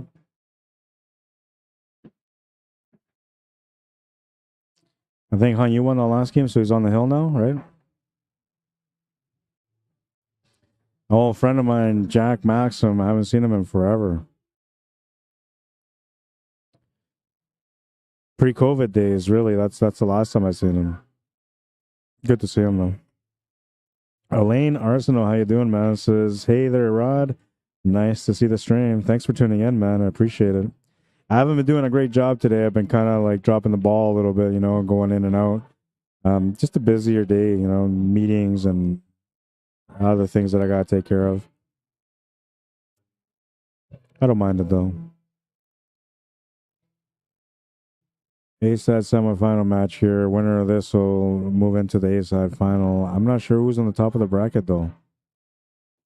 I want to take a look. Oh, he's going to scratch on the side pocket. Let me take a look. Let's look up the challenge bracket.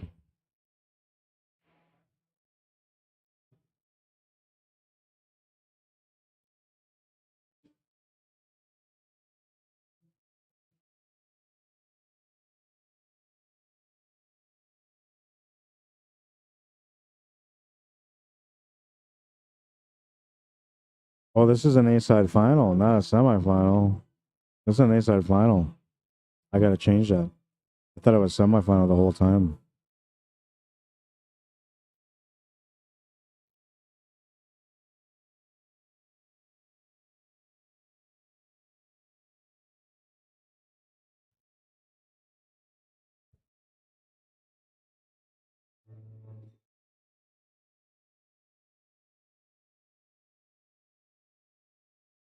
Apologies for that. I could have sworn that it was a semifinal, but I didn't look at the bracket. I just walked by the bracket when they put their names on here. So let's take a look. Winner of this won't be guaranteed. No worse than second. On the bottom, on the B side, we only have one match going right now, which is Dave Wilkes and Neil Penner. The winner of that plays against Daniel Wilson next. The winner of that will play against the loser of this table. 13 players only today, so it's going a little bit faster than usual. And I'll put my offer out there now if anybody's watching. I did offer to Greg Wilson if he's going to be here, but I'm not sure if he's going to be here or not today. If you want to come out, I didn't sleep very well, but I'm willing to take a challenge match on today because the stream's going to end up finishing early. Now, I would prefer to play against somebody that's either level with me or better than me. But if I have to play against somebody that's lower than me, then we can work out something with a handicap. I just rather have the straight up race. And if I play against somebody that's a higher level than me, I still want to play him even because I just want to see where I'm at in my game. But if that's the way it works out, we'll have a challenge match here tonight also, which will be separate from this stream. And let me share this CompuSport link for you guys on the stream.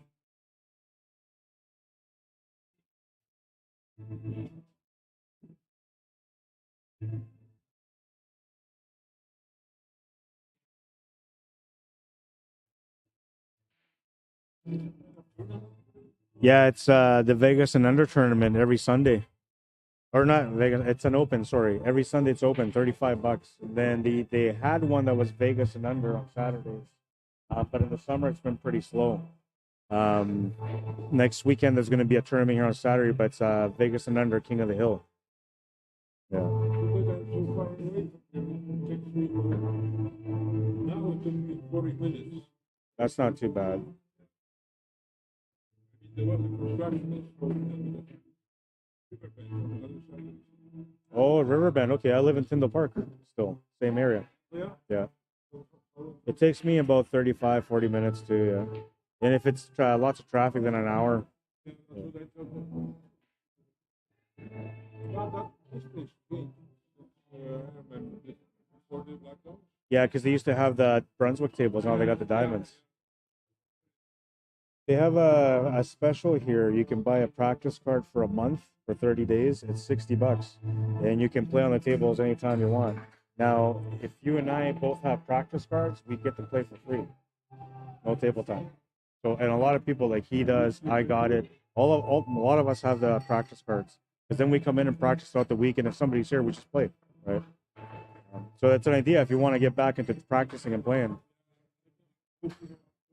It's I think I went to adjust my scope because yeah, because you haven't seen it in a while. Normally it's $18 an hour for these ones, $22 an hour for the big ones. So for $60 a month, great deal, man. It's like if you play 3 hours only, you got your money's worth, right? So and most people will play at least twice a week or maybe 3 times a week, right? So it makes sense. So. the guy that's coming over, he's going to have today some kind of special. Taken by the hour, They might have a play all you can play 50% off. some who are you playing against?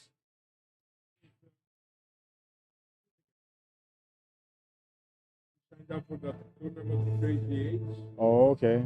I go there because like I used to play Vegas. And if I can play, Not even cash three. yeah. His name is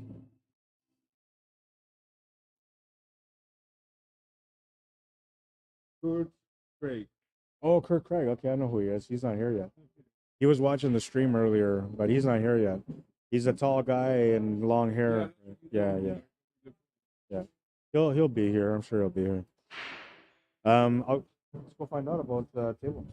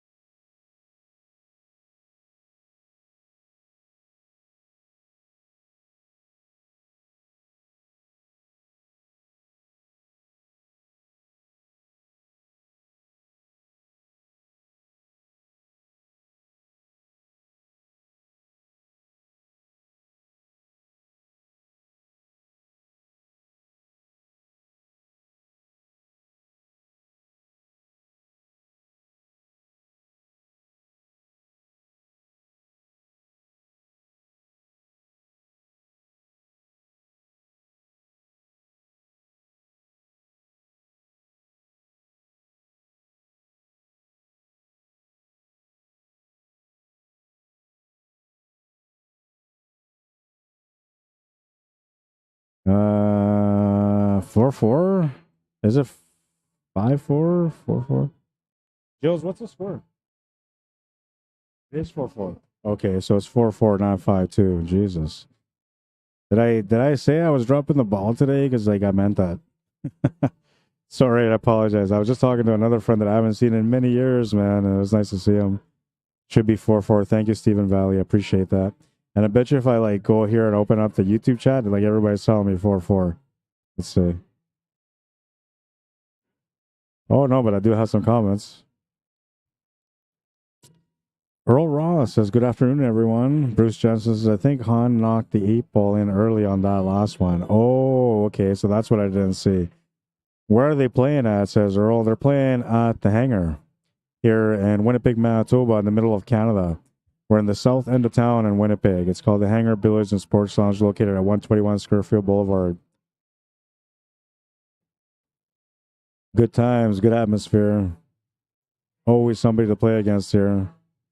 Maybe, actually, no, I should say in the afternoons too, because I usually teach in the afternoons also, and I'll see players here training and playing. Hi, Gene Peacock, how you doing? On didn't win, says Stephen Valley. That was earlier. And sorry, man, I'm just not paying attention today, I tell you. And I was doing good too. Like I started off on a good note. My stream was all set up. There was no issues. And then I got called into a meeting, and I was like, okay, I'm gonna try to update the games in between. And I never was, and I just never had control since then. Hill for the win, and he misses the 13 ball. On you needing to win 2 games here. A chance to be able to get on the hill now. It's all available for him. He just has to make a good choice. Try to avoid any obstacles.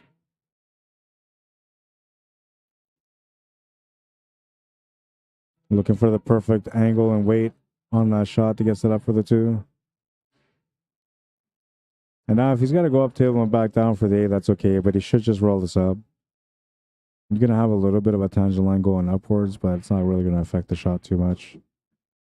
He's going to play it off the top rail, though. Better safe than sorry, he says. And that's good, because when you do that, then you're getting better position on the 8-ball by doing that. But it wouldn't be tough, you know, if you just rolled it up either. 5-4, we're tied. It's Hill. A-side final goes to the stretch. It's the way it should go.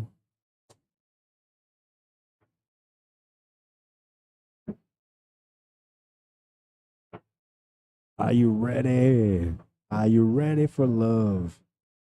Alessandro Constantine, how you doing? Rayput Majid, welcome to the stream. Jerry Penner, welcome.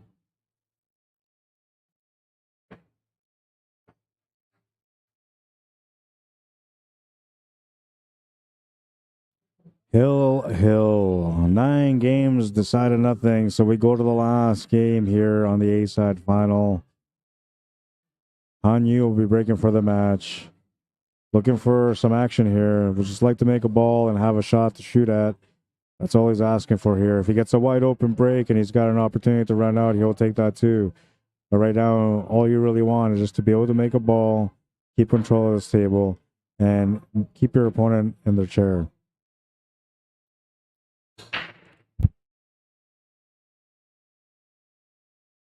Smash and break. I don't think anything went down. Dry break, and Jules Chartier will have a chance to close out the match instead. Tough table though, man. This is one of your hill tables where there's going to be a lot of like safeties and maybe some really great banks, you know, just to get out of trouble. But I think we're going to first here maybe just pick what we want to shoot at, and then second from there try to figure out a plan that can help you win this match. That's probably going to end up involving some sort of safety at one point. Now, if you can plan this out ahead of time, you can work it all out. You know, be like just stringing along shot by shot like it was supposed to be in a masterful way. I think the first thing you do in this table is you got to analyze what you want to take, solids or stripes. And the only way to do that is by looking at the 8-ball first to see what's the easiest way to finish with that 8-ball, and then look at all the breakout options that you have to deal with. So if, let's say you have 3 breakout options you got to deal with the solids and only 2 with a high ball, then maybe you want to be high ball. But however, if the solids, though it's more breakouts, the breakouts are easier, you might want to take the solids, right? So you got to consider whether or not those breakouts will be tough also.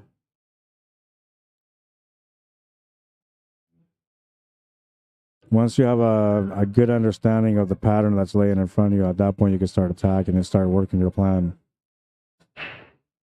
But when you get to the hill and it's a hill battle, man, you got to make sure you close out. And if you don't close out, you got to have a solid plan and always be prepared to play safe, because it's just what you have to do to win sometimes. Yes, you can do the hero shot, but if you don't make it, you'll regret it. If you play smart, you won't. Even if your opponent makes the shot on you and still wins, it's okay. You played your best percentage. That's the way you're supposed to play when you're on the hill. And that's the way you're supposed to play at every single rack. But unfortunately, not everybody does that. They usually do that at the end when they're in a situation like this. Last rack on the table, winner wins.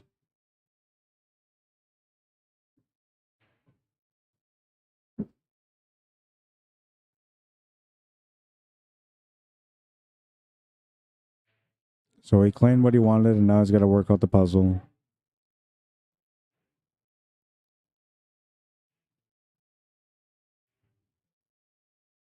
Edwin Montel, welcome to the stream. One of the guys that inspired me to become the player that I am today. I'll never forget that, man.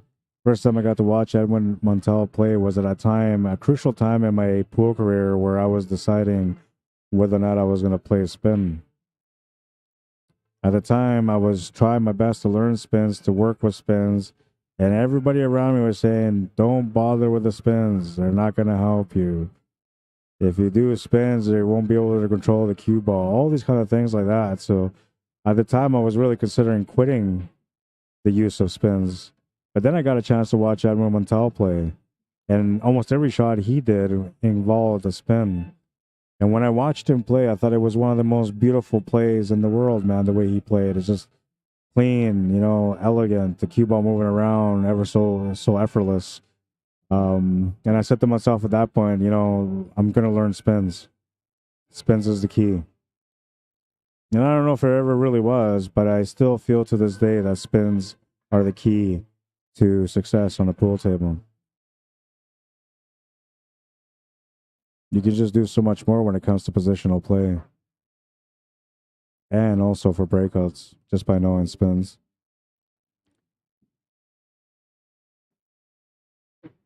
Another guy that's a hero, and he's pretty much looked at the same. Both these guys are looked the same way, Edwin Montel and Stan Tarango. Stan Tarango taught me something about heart the last time I went out to Calgary. Not the last time, the second last time I went out to Calgary. He taught me a lot about heart. And I don't know, man. Without watching him play, without watching him go through the motions, and watching him overcome the mental obstacles at the table, I don't think I ever would have grown as a player. But he showed me the path. He showed me that if you just have faith in your game and you just never give up mentally, that you always have a chance to win. My game's been that way ever since.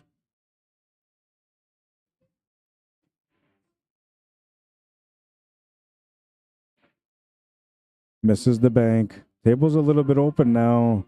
It's got to be careful here. Any mistake could be the last mistake. This might be it right now. Bye-bye, Sharona. Doo-doo-doo. Oh, no, he missed the shot to the side. He didn't get the shot that he wanted either. Yeah. Were you trying to shape up for that 13? Were you trying to clip over for the 13? No, I just want to make the shot. I had to put the ball anyway. Oh, okay. But I had to be, I was a quarter inch away from the ball. I would have been that close. Oh, yeah.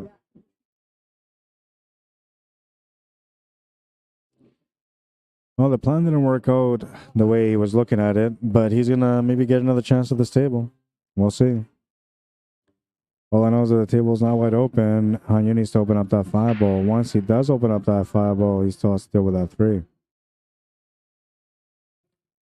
So a couple of reasons why he may have to turn the table over, but if he makes a good decision, works out the plan, executes everything as he sees it, he should be able to find a way out. 3-ball can be dealt with as long as you get on top of it. 5-ball would be the major problem, and the thing here with the 5-ball is that the 4-ball or the 6-ball are the only options you have to be able to break it out right now. 2-ball won't work unless you draw off a couple of rails, and even then you may not get the breakout. 3-ball doesn't do anything for you whatsoever. And the breakout with a 4-ball, he has to be more to the left of where the cue ball is right now for that to work. So he's in a little bit of a predicament here. He's likely going to be turning the table over. Usually for me, when I'm looking at a table like this and I see these kind of situations, I tell myself, okay, well, you know what? You have to pick when you're going to play your safety. Either I play my safety when I have control of the table, or I play my safety when I have no choice. Usually I'll play the safety when I have control, because then by playing the safety at a smart time where I should be playing a safety, it will help me get the win in the long run. I'll have more control. I can put my opponent where I want him to be instead of just hitting the cue or hitting the object ball and just hope that I get lucky on the leave.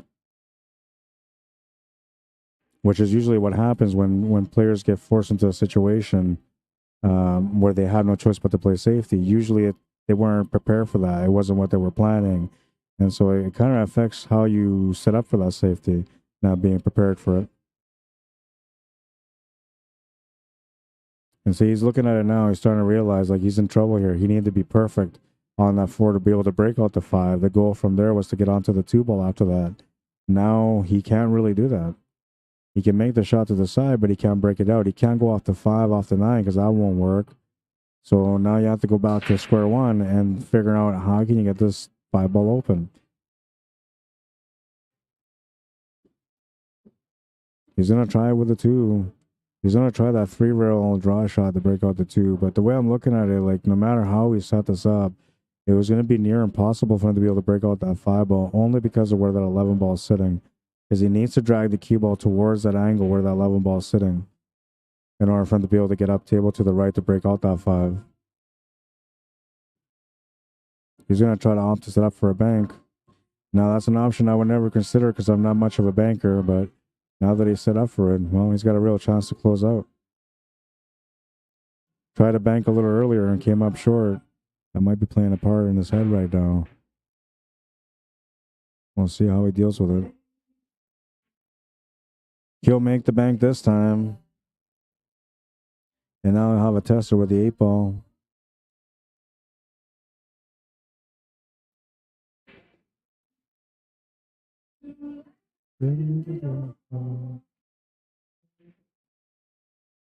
Oh, and it wiggles its way into the pocket.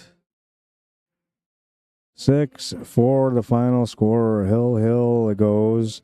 Hanyu will win the A side. He'll be waiting for somebody to come through from the B side. And I believe those guys are done now. So we're going to find out who the next matchup is going to be. It should be the B side semifinal. We'll bring down the FargoRate for both players because we're going to have new players coming in now. The winner of the next match has to play against Jill Chartier and B-side final afterwards. So we're going to go find out who these two players are. It's either Neil Penner or David Wilkes that won that match. And then I'm not sure who they're playing against. I'll be right back.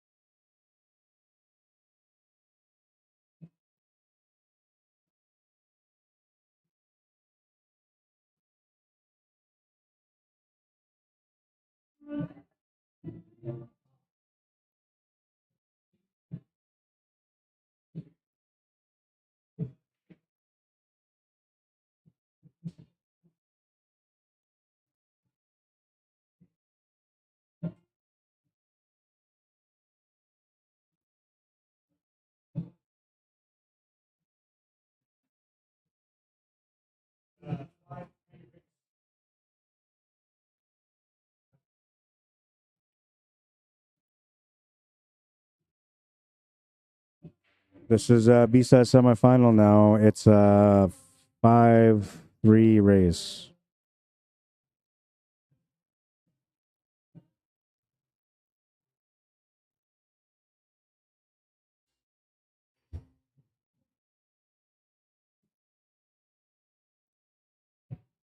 I'm just setting up the scoreboard now.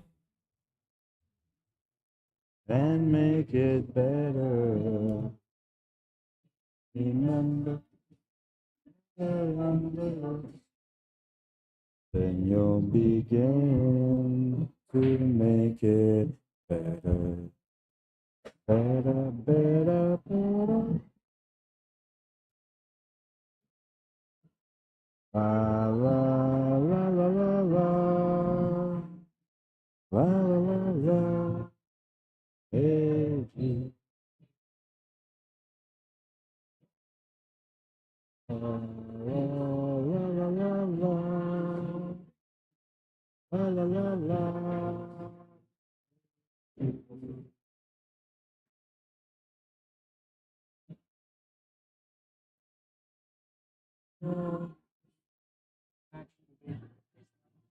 This one and one more.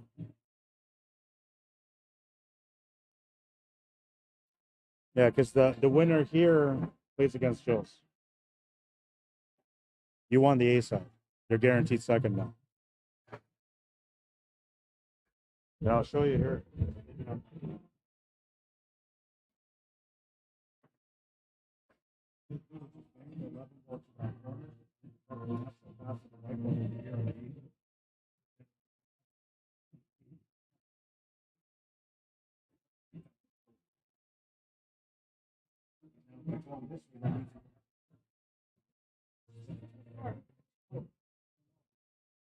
Is you focus on the weight on the people, not on the 11 ball. So the cue ball is like, and then the 11 ball, if it doesn't hit the top row, it doesn't matter because the white ball will. That's all you do. Pick one or the other. Right? If you pick the 11, you never make it. You never do it right. You always pick the equal. And all you do is just small touch. Small touch. And then he would have been forced to like try to run the equal into your 11 ball or go for the picture, which at that point he would have tried going for the picture. But then you would have had a guaranteed win on. But I mean, you still got it though, right? I think you got that game for two. Or did you lose that game? I lost the 11 to the 8. You can figure out like how to adjust speed on shots with spin. Right? Yeah, it's okay. You're still winning. That's all that matters.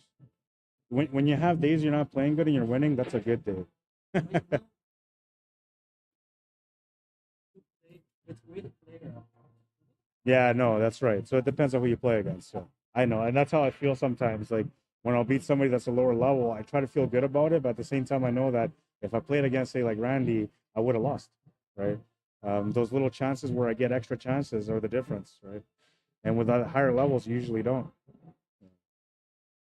Well, you know that. You played most of these guys now.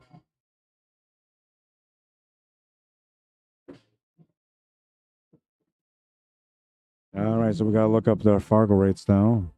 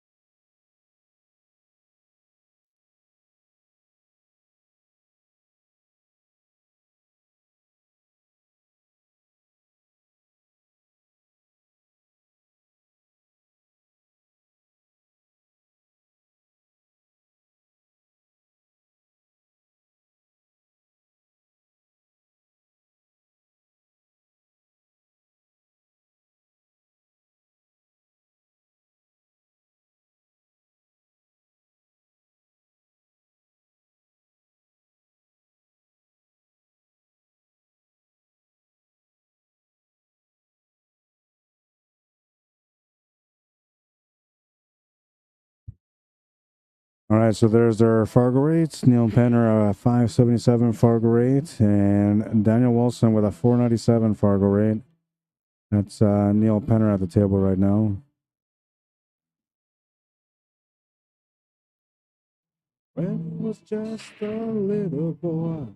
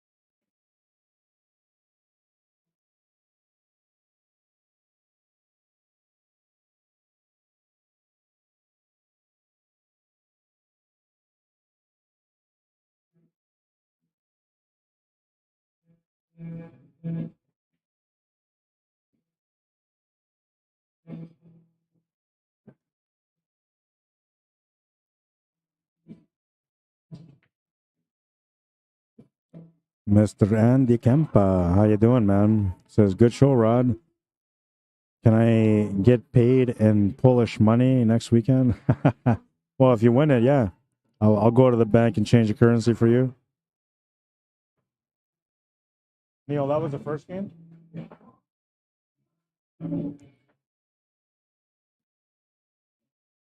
1-0 for Neil. 5-3 raise, so he needs 4 more games to win the match. Daniel Wilson, not necessarily under the gun yet. He would like to get this game under his belt, though.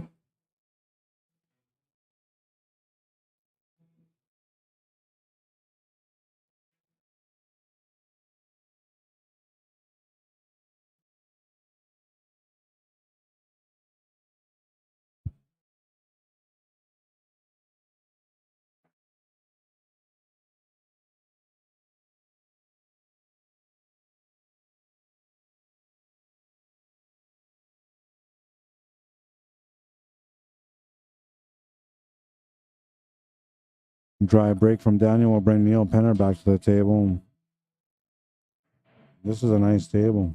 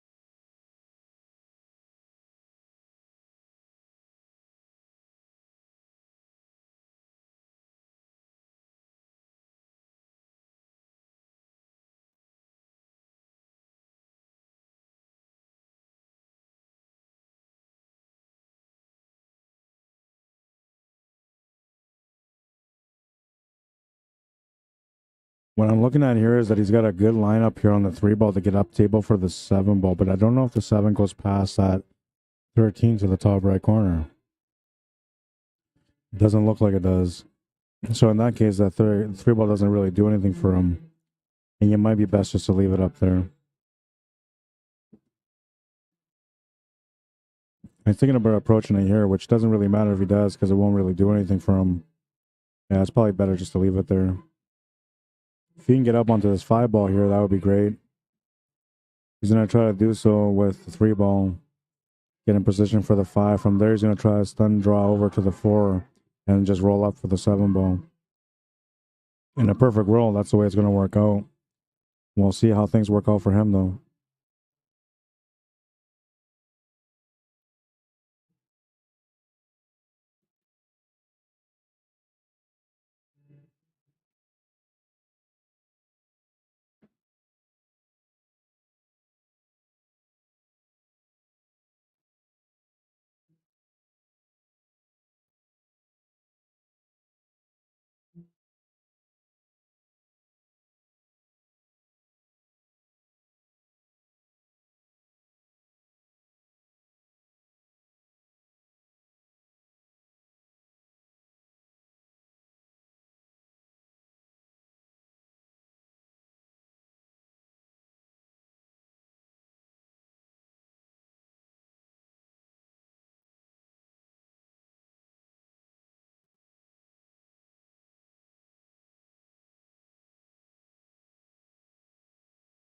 Great shot on the 5. He almost ran the cue ball too far for the 4 ball. Actually, he did.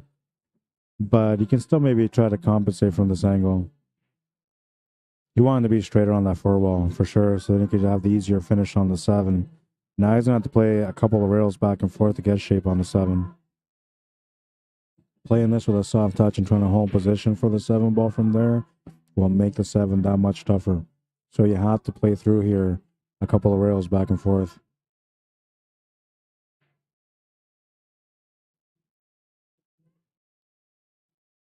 He tried, he just didn't get far enough. And that's going to leave him with a really, really tough 7 ball.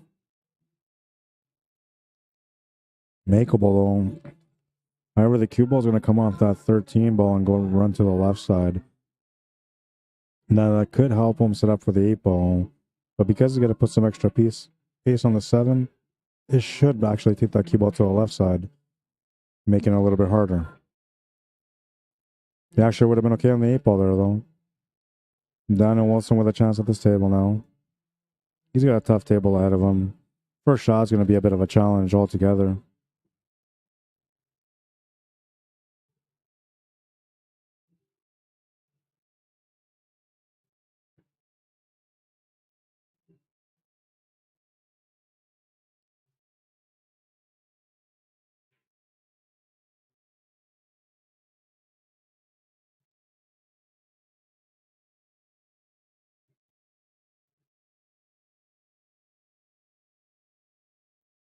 Well, he had an easy start, actually. It looked like he didn't have either one of those, but he was able to make the 11. Now he's got the 9.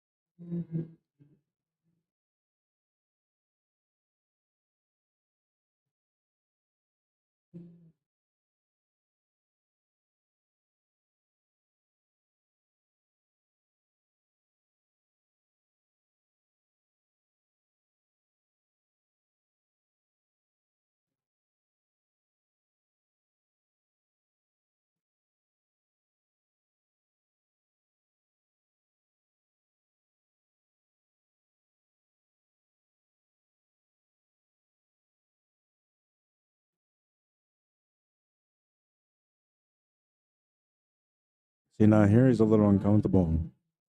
What he should be doing here is he should be hitting this with lots of power, drawing off the top rail, then back to the right for the 15 ball.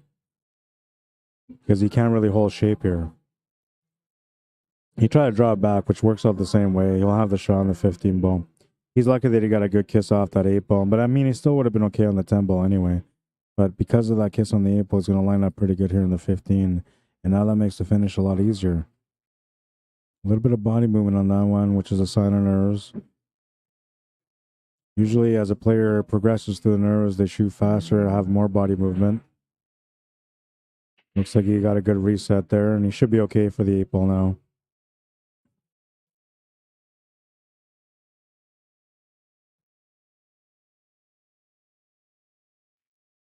Makes the 8. We're tied on 1.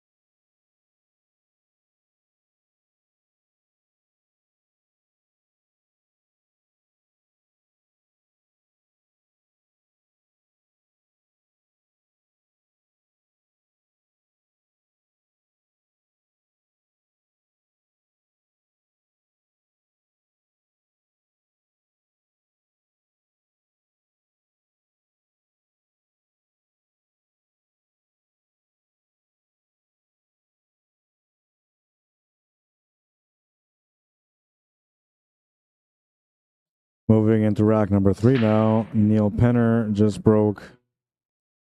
Smashed the pack. 3 ball's going to go to the side. He'll have a shot to start off with as well. Solids and stripes are available, but the stripes are looking good right now. Just off the quick glance at the table. However, the solids aren't that bad. The solids are really just limited to the 5 ball, which it can go to the corner once you move that 9 ball out of the way. And we'll go to the bottom right corner. Solids might be better here. I still feel like stripes are the option, though. I think that's the right option. We'll see what he decides to do.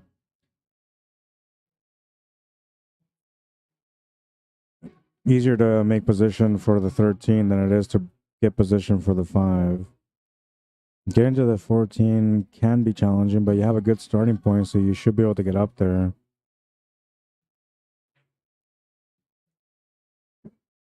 And if he's going to do that, he's going to try to set up for it now.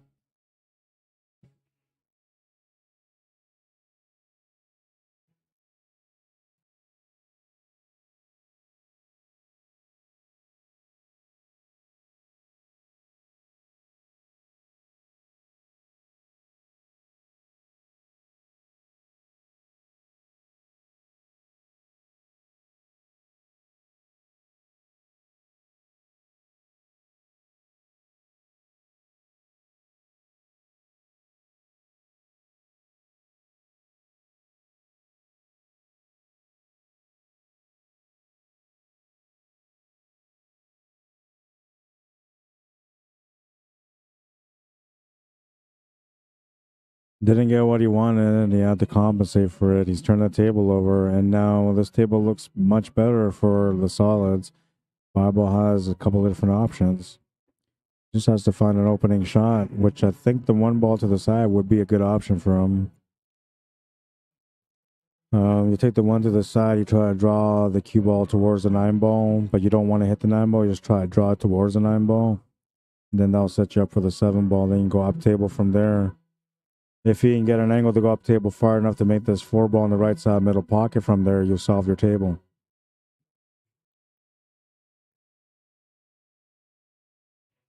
Now this is okay to take the 6 ball too, but you got to work a little harder to get the finish here unless you end up moving things into a favorable position. Well, he's not bad. He's got the 2 balls still. He still has a chance to be able to get out. Gonna miss that shot though, and he's gonna scratch the cue ball also. Ball in hand for Neil Penner. A chance to take the lead now. With a ball in hand, he can definitely work this out. Winner of this has to play against Jill Chartier next in the B-side final.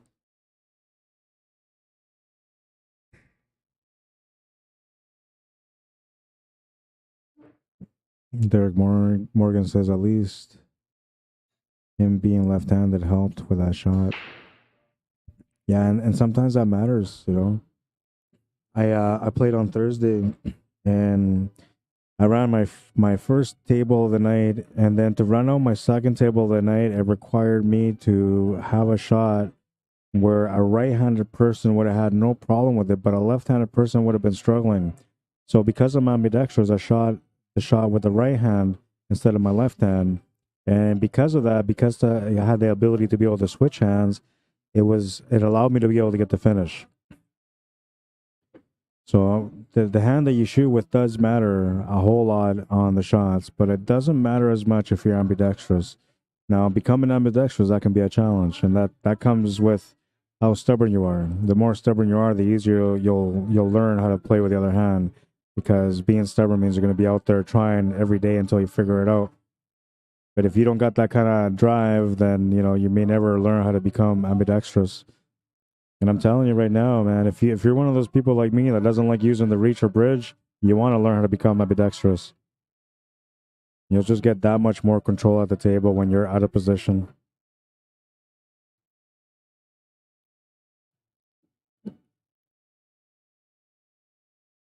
Just looking at the line here for the 13 ball so we can draw off the 10 ball, get a straighter line. That way you can control the line for the 15 ball once he makes the 13.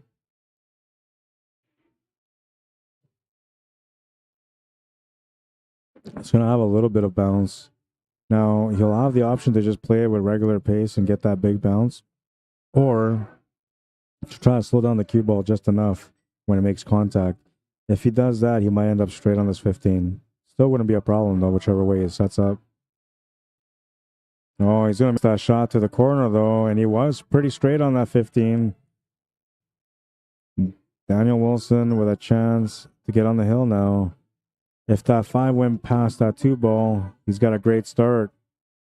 I don't know if it does. Looks like it does.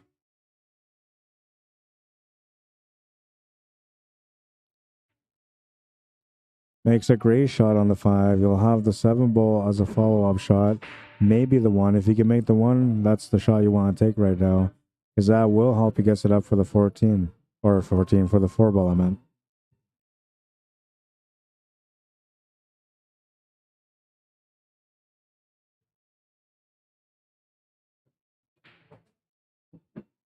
He'll do just that. Great execution on that shot. Perfect lineup here for the 4.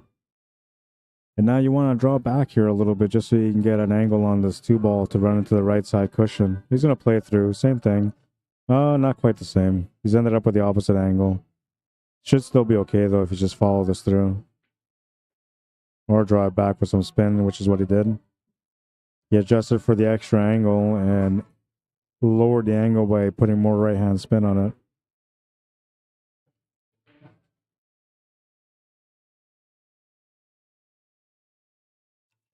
He's got a good shot here on the 8 ball. I like that he's taking his time with it.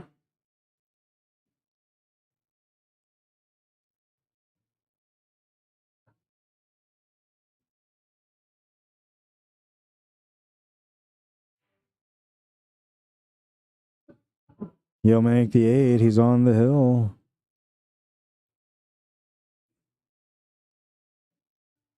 Two to 1 or 1 to 2, whichever way you want to look at it. Daniel Wilson breaking for the match.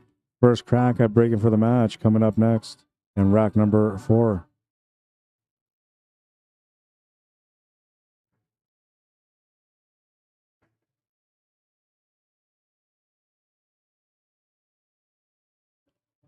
By the way, 2 things.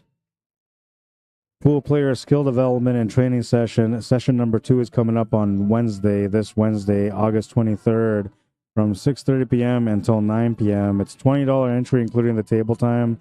And we're going to be working on stroke and fundamentals. I'm going to also give you an assessment on your stroke and your fundamentals to see how I can correct them, if there's any corrections required. And then I'll give you the guidance on how to get that fixed up. Stroke development, tangent line, rails and angles, cue ball spins and spin techniques. So learning how to make these spin shots better, more accurately. Pattern play introduction to how to read a pattern properly and how to recognize the troubles ahead of time. And of course, mentality and focus techniques, which are really important for a player when they're competing. If you guys want to check that out, it'll be here at the hangar on Wednesday. You can let me know, and then I'll add you to a list, or you can just show up. It's a drop-in training center once a week, and every week will be for different levels and different things that I teach, though I'm thinking about running these programs twice. So the novice one that I just did on last Wednesday, I'm thinking about running that one again soon, and then do a second novice program that will teach you a little bit more about other things instead of the things that we talked about last Wednesday. Makes the 3 to the side. He's got a nice line up here for the 5 and for the 2. Now with the 2, you can just draw back and get it up for the 5, and he wants to get a left-hand draw angle to be able to come back to the right for the 7, unless he decides to play the cue ball down table, which he can. Then he can eventually make that 4 and then make that 7 to the side or whichever pocket he gets after that. Good time to take a walk and figure things out. That's what he's doing.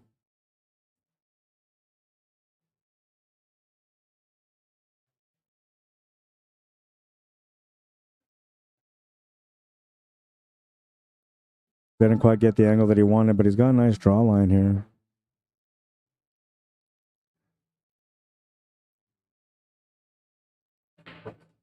Put in the juice to work. Not bad, not bad. He'll have the shot on the 4. He'll have to settle for the 7 and the side pocket after. And you'll have to get pretty tight on this line here from the 4 to the 7. I like walking around here and taking a look at the 7 ball from the left side. Yes, this way. So then that will help you decide where you want to put the cue ball. Now, by doing that, you can give yourself an accurate pinpoint area where you want the cue ball to roll up to. And you'll also know whether or not you want to put bottoms or anything else on it. He's overrun it. That's just the nerves, that's all. He had a chance for the win, and he was overthinking it, and now he's got himself in a tough situation. Can't bank it, can't cut it, can only play safe. Can reverse bank to the corner, much tougher shot than the shot that he would like to have. Probably about the only option that he has for a finish. I'm wondering if he can make that bank. That's what he's calling. Now, I'm not much of a banker, but I feel like the line's not there. Oh, he was going for a kick shot on it. Table gets turned over to Neil Penner, and he'll have a little bit of pressure on this one now. His opponent has just 2 balls remaining, 8 balls in the pocket, 7 so close to the pocket that it doesn't leave a lot of room for a mistake here for Neil Penner. I like what he's thinking here, though. He's looking at maybe a safety option right off the hop, forcing your opponent to go for a bank on the 7. The other option I like here is maybe just trying to hit that 15 ball flush as if you're trying to combo the 15 to 11 and just let that cue ball go past the 9. So now in that situation, you're just looking to make sure that the 15 ball does not run into the 9. And as long as you hit a centered shot onto that 15 with a cue ball, the cue ball will not run into the 9 either. You're using the 9 as a blocker. He's going to go for a different option here. Try to make the 14. He'll come up short. Daniel Wilson will have a chance to win this game once again. 7 ball is close enough to the pocket to make it. He'll just have to watch out for the body movement on this one. A little bit of pressure on this one for sure. Not because he's got his back against the wall, but because he knows it's not often you're going to get an opportunity to close out a table like this. So he wants to capitalize on it, which is adding a little bit of extra nerves and pressure to the shot. See, that's why he's resetting.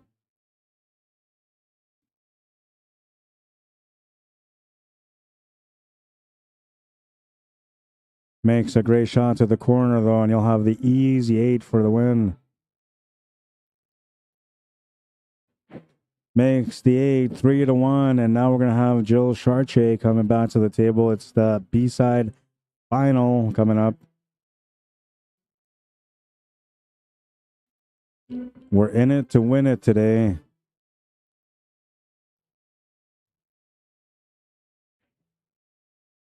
Challenge match. Anybody want a challenge match? You got to be here by the time this tournament is done. 2 matches remaining. And so this will be a B-side. It's either a 4-3 or a 5-3. I'm going to figure that out right away.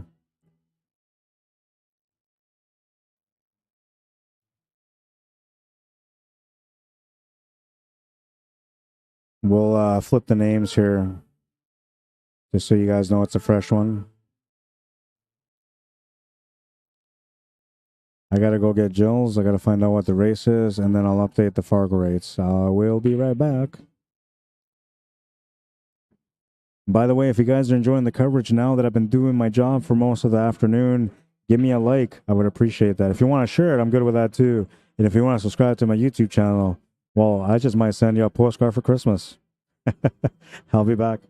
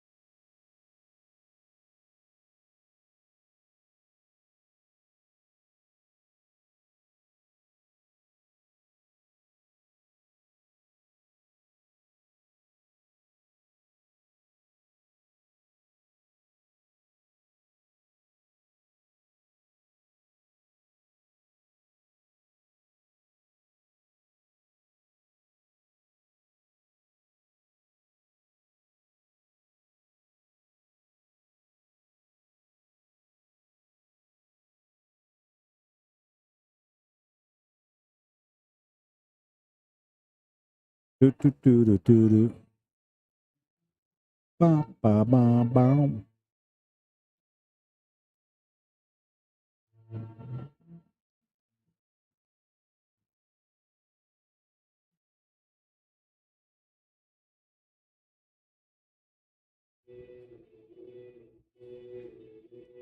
Challenge match. Listen, I haven't played all day today. I haven't warmed up at all. But I am willing to play you if you're willing to come down. Challenge match. I don't know. We just do something small, like a race to 5, or we can do race to 7. Winner breaks or something like that. Only one match remaining after this. Just the championship match. And for those of you that have subscribed to my YouTube channel, you will be able to see this challenge match on YouTube. I don't think I'm going to put it on Facebook. We'll see, but I don't think it will.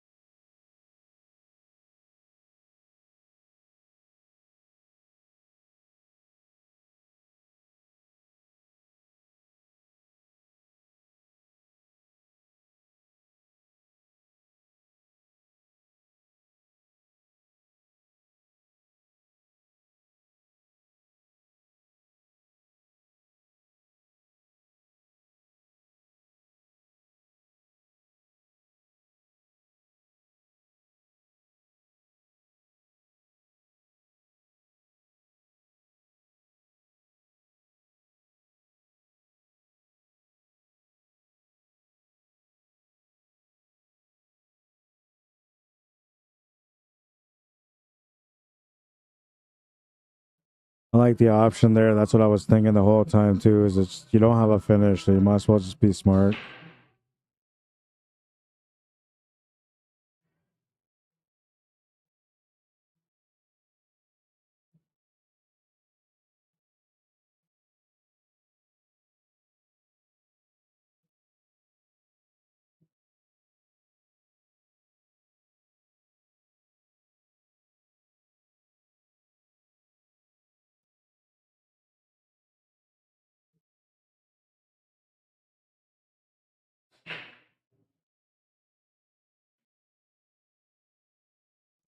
Joshua Rowland, Jack White, Bruce Jensen, welcome guys. Remy Coate, welcome to the stream. Or Cody, welcome to the stream. Kyle Watts, how you doing? Welcome.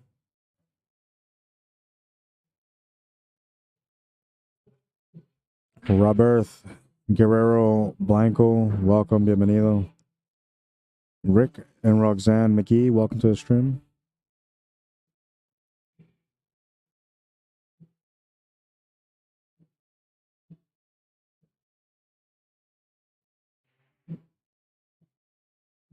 Good shot.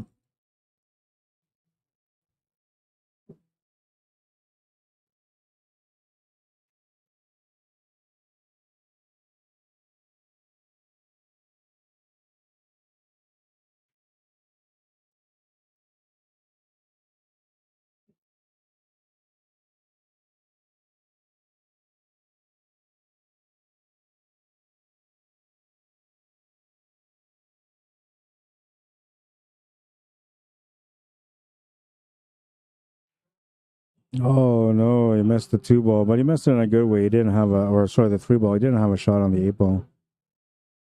Leave is pretty good too.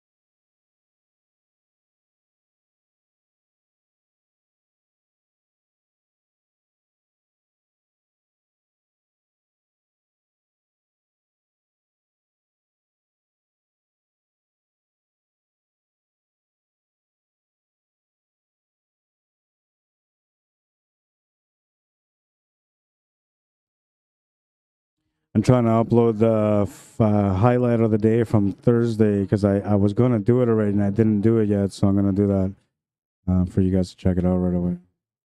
And then I'll be posting that one up on QSports Live for you guys to check it out on there also.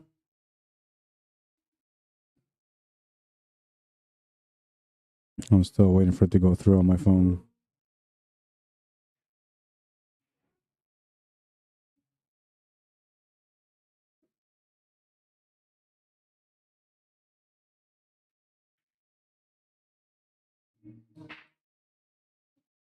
Looking for a good bounce. He's gonna get a decent one out of it.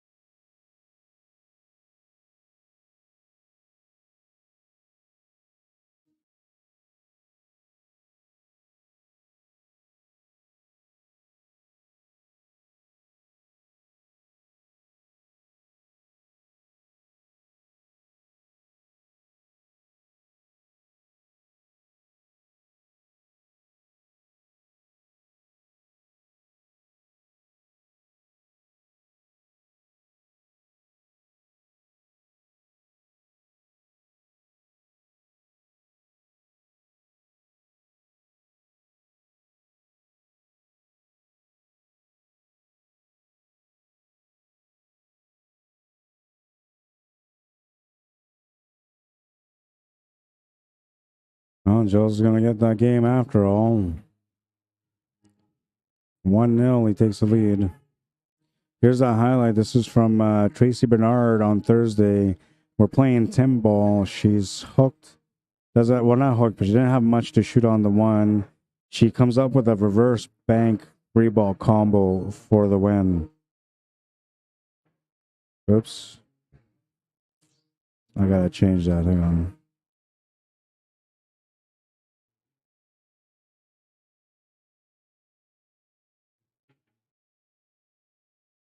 That's the right way? Yeah, that's the right way. Oh, no, but that's a different one anyway. That's not the right one. Why didn't it give me the right one? I gotta do this all over again on my phone.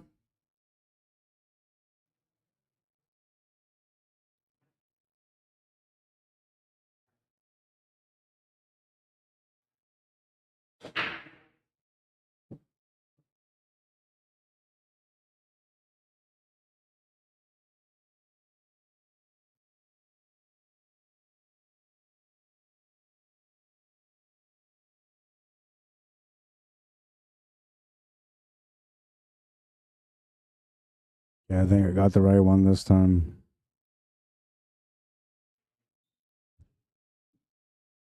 Gonna have to wait for it to come through now.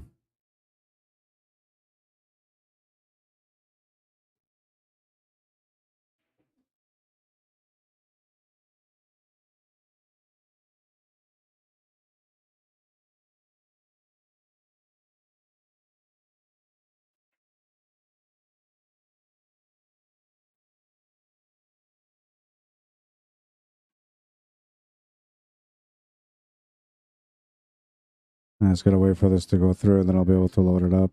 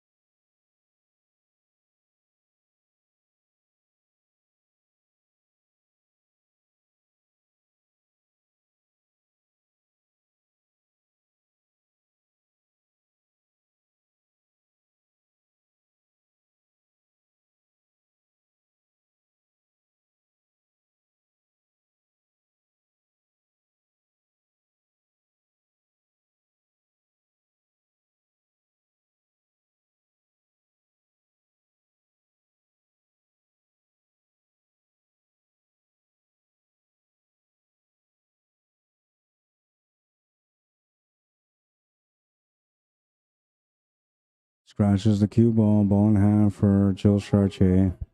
Chance to get up 2-0.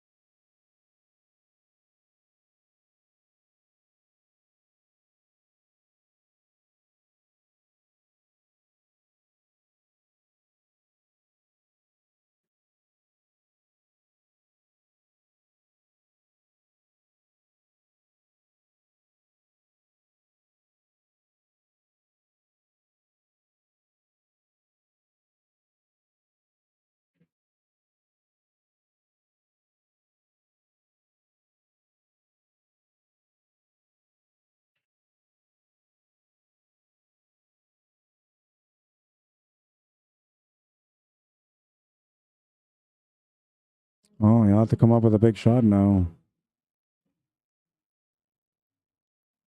I would just take it to the top right corner with some right hand draw. Come off the 2 rails and get set up for it then. You gotta just dig into it a little bit, but I guess you could always go side pocket too if you want to. It looks like that's what he's aiming for.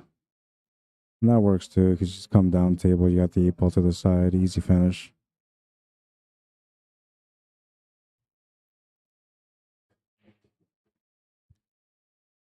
Two 0. So here's a shot from Tracy Bernard. Oh, I didn't show it completely. Hang on. There. I might have chopped that a little early.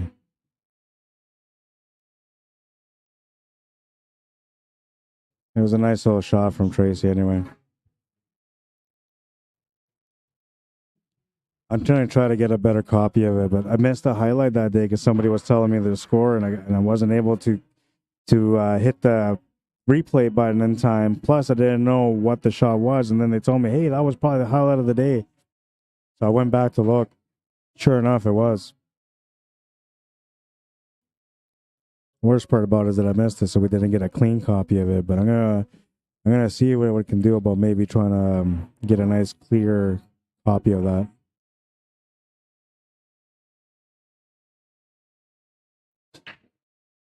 Smashed a pack on rack number 3, but he lost the cue ball. Ball in hand for Daniel Wilson behind the line because we're using VNEA rules.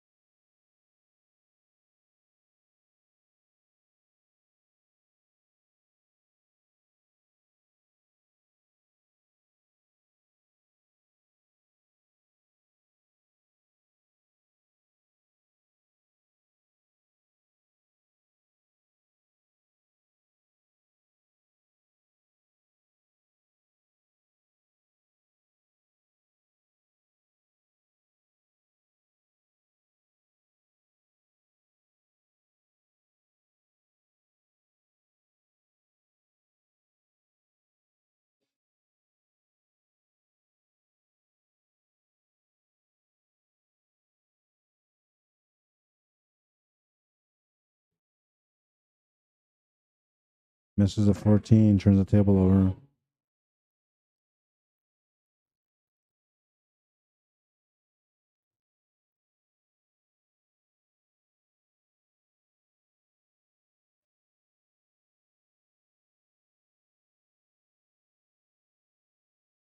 Winner here has to try a double dip on you in the championship match. I got a feeling that's going to be tough to do today. Not that he's playing amazing, but The rolls are just going his way so far. And he's playing not a great game, but good enough game to be able to get the wins. So when you're playing not as good and you're getting the wins, your confidence builds up. He'll be a dangerous player to beat today.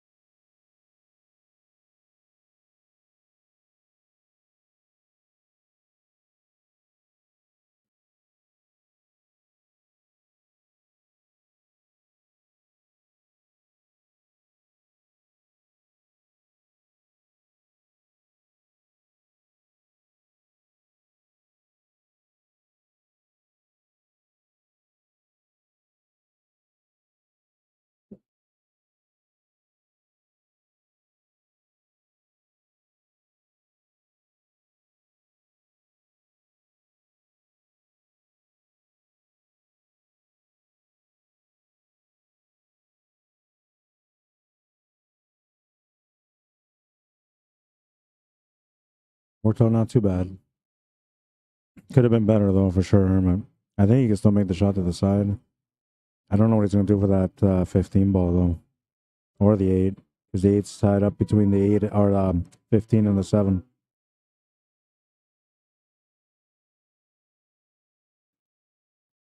He wasn't trying to make it. He was just trying to leave it close to the side pocket so he has an easier breakout.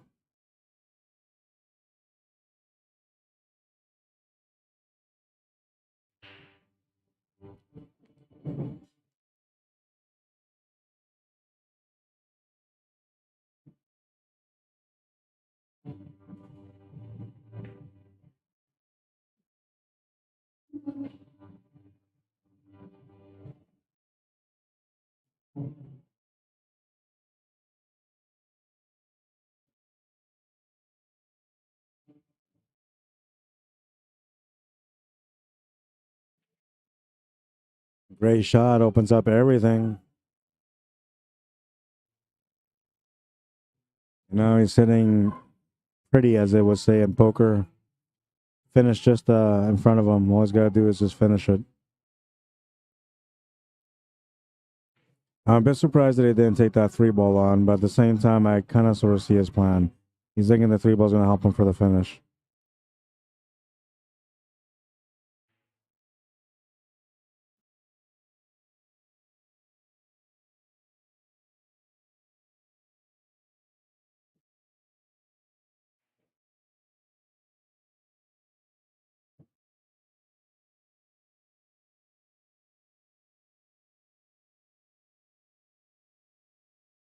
Just looking for a straight line here. I thought he would have set up for the 3 to the side, but this still works. It's just going to be tougher for him to get position on the 8 ball because he wanted to get position on the 8 to make it in the bottom right corner. He won't have that option anymore unless he intentionally tries to go off of either the 9 or off the 15. So the 3 ball off the 9 to be able to get straighter on the angle, or the cue ball off the 15 to get the cue ball over to the left side of the 8 after you make this 3. Well, he tried that option, but he ended up on the right side instead of the left side, like I had imagined. And you'll have a kind of like a moment of truth on this one. Got a shot available, options to the side or the corner.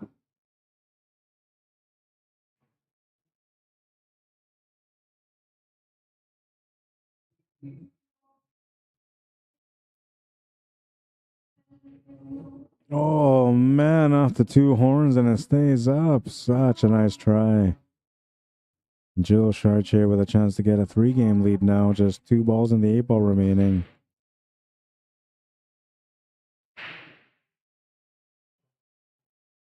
Now, it may look like it's a wide open table, right? So you just get down and shoot, but he's doing the right thing here. You got to work it out as if there's still a lot of table to work with. That way you can get better focus, and that way you have an easier finish instead of just shooting fast and then maybe getting out of position or ending up with a tougher apple than you wanted. Good little reset on this one, too. Goes with a draw for the 8. A bit too far, but he should be okay to make it still. Tangent line says he'll be close to scratching, but he won't. He'll draw back just to make sure that he doesn't. 3-0.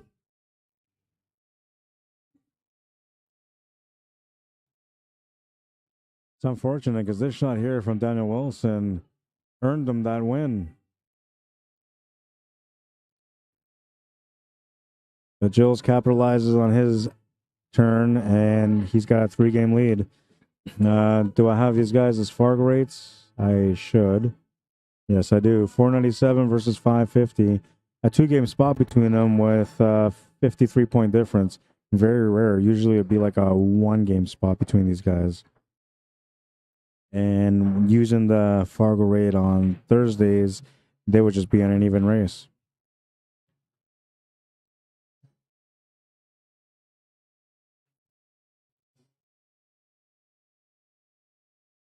Richard Shutters, welcome to the stream. Roger Palmer Sr., Gregory Ware, welcome to the stream. Mr. Cam Carter, how you doing?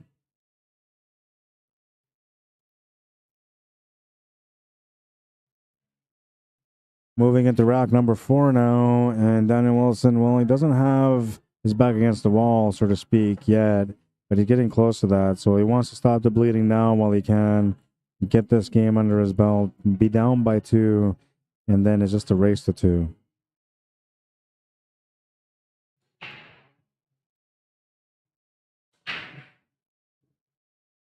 Looking for some action. Doesn't look like he's going to get it. Jills will get a turn at the table. Now, because that 4-ball is so close to the 8-ball, you almost automatically go into stripes here. The opening shot on stripes is not available, though. This is one of those racks where maybe you don't start off on the attack, maybe you start off on a safety. Just put the ball in your opponent's corner and let them try to figure out what they're going to do for an opening shot. Likely they're going to want to go after the stripes too.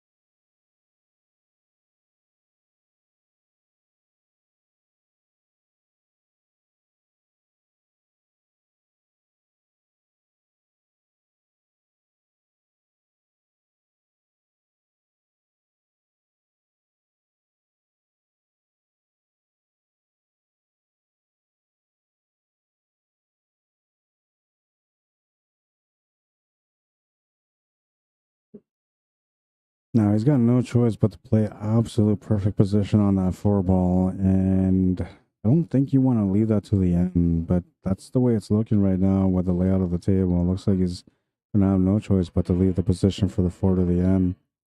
And that could be maybe one of the reasons why he may lose this one. And I don't mean the match, I mean this game, this rack.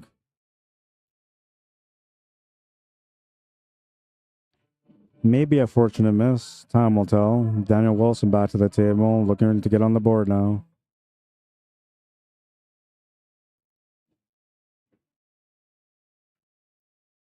Pops up on the shot a little bit, he'll miss it. Got really good on the leave, though. That's going to force Jules to want to pop open his 4-ball now. But I don't know if that's a good idea. Yeah, no, he's not going to do it. Well, he's thinking about going for the 6, but now he's looking at the 4-ball option.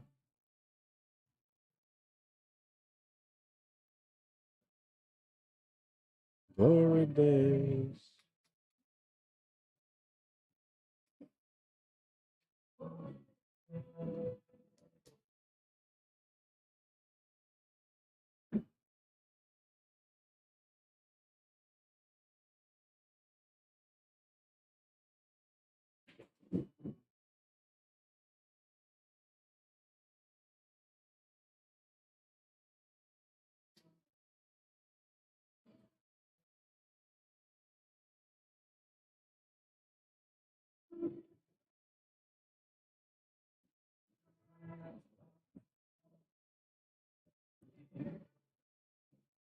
I don't think moving this 4-ball here will do anything for him.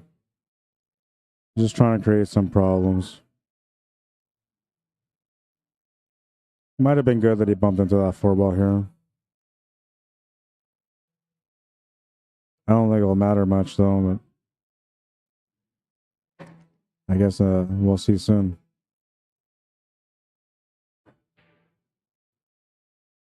Missed the 13 ball, got good on the leave.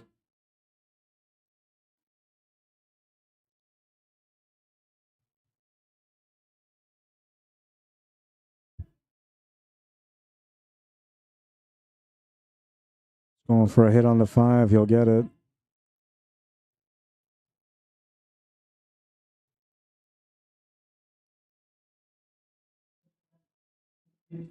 Daniel Wilson in full control of this table. Got to make sure not to turn the table over and then leave the opportunity for Jules to be able to win this game. Because then all the pressure will be on him. Right now, if he wins this game, there won't be a lot of pressure. It's just a race to 2. And he knows that if he just wins the next game after this, well, he'll be on the hill first, putting all the pressure on Jules. He's going to miss that 11 ball, though, and he's going to leave a shot on the 5.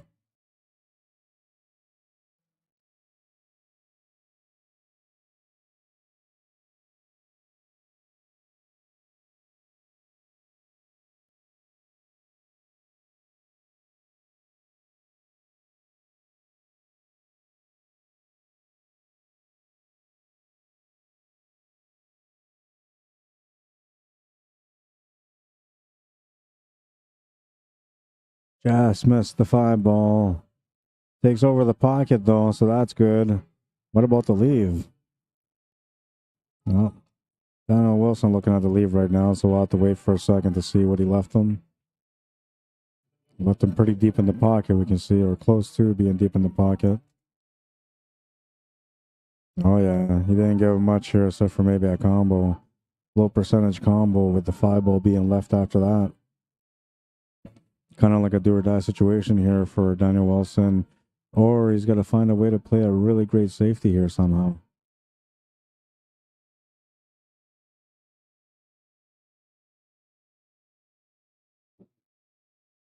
Calling the combo.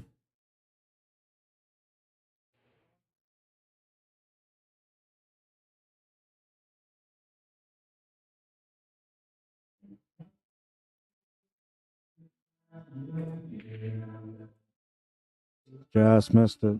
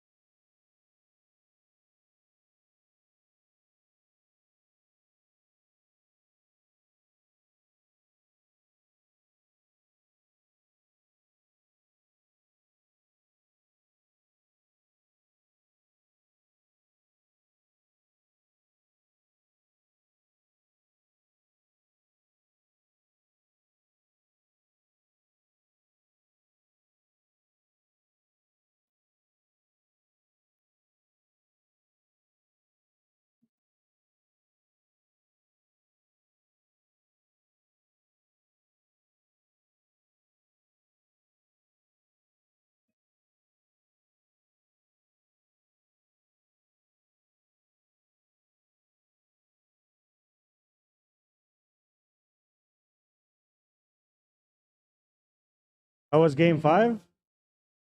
That was it?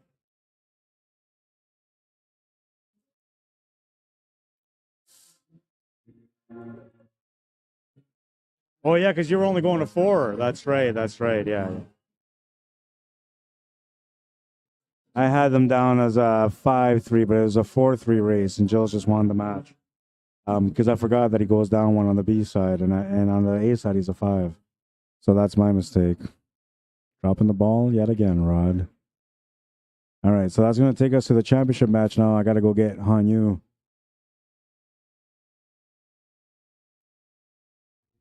Finished in 3rd place, man. There's a 3rd place payout. I want to say it's like 45, I think.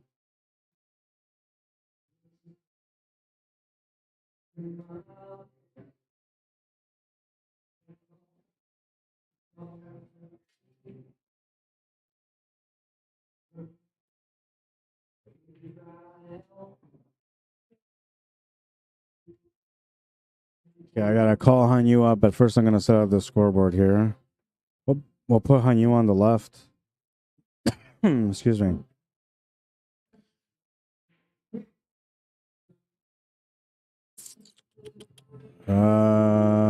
Championship match. Gotta take this down. So 6-5 between you guys on the next one now because it's championship match. Yeah, but you guys have to play the A side first. Okay, yeah. Yeah, so it's 6-5, right? Yeah.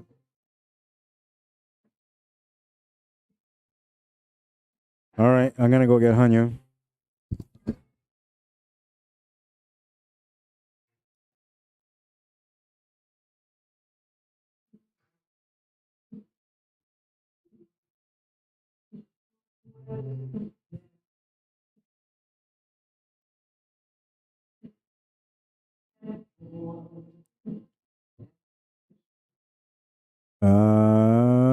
Hanyu's a 601. Now, if we go to a second set, we'll put Jill's on the left after. But right now, Hanyu won the A side. So usually the A side winner, I'll put him on the left for the first set. That's how everybody knows whether it's a first set or a second set. We're going to get that match going now.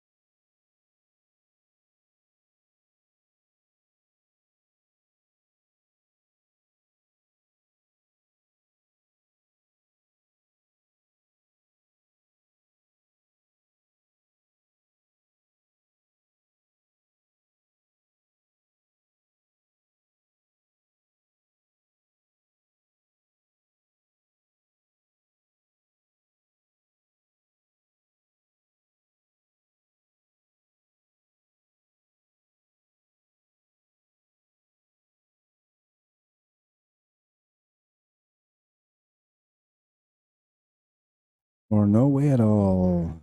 1-0 for Hanyu. That was first game, right? I just got back, so I wasn't sure. I had to check.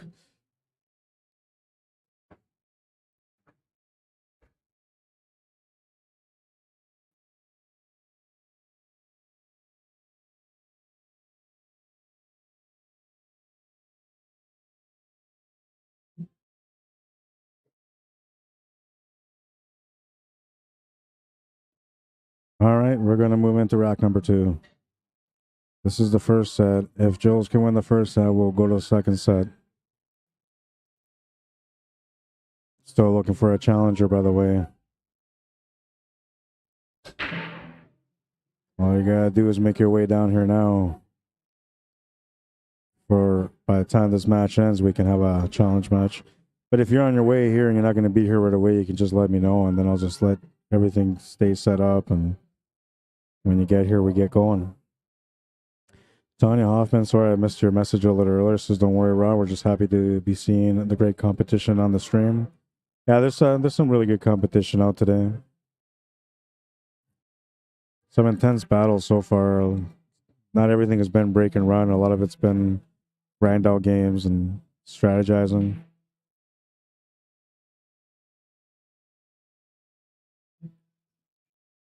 Looks like the first game for this one was a bit of a grind out battle too.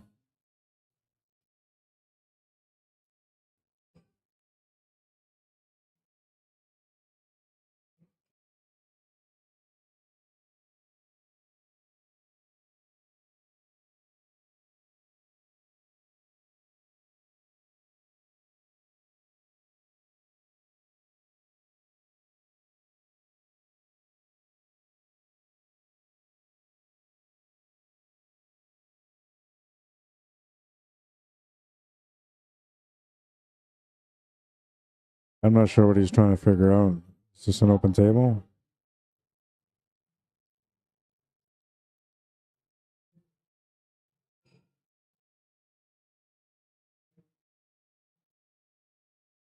One, two, three, 5, 6.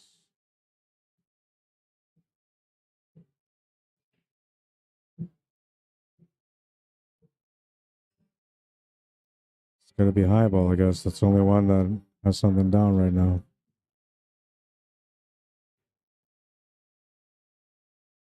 Gonna be shooting over the ball on the 2-ball here.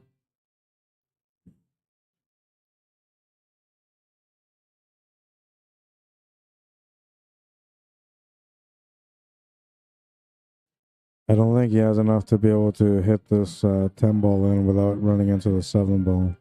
So he's basically stuck taking this 9-ball. And he's going to have to follow it up quite a bit, which is good because he's shooting over the ball. It'll help him execute the shot a lot easier like he just did.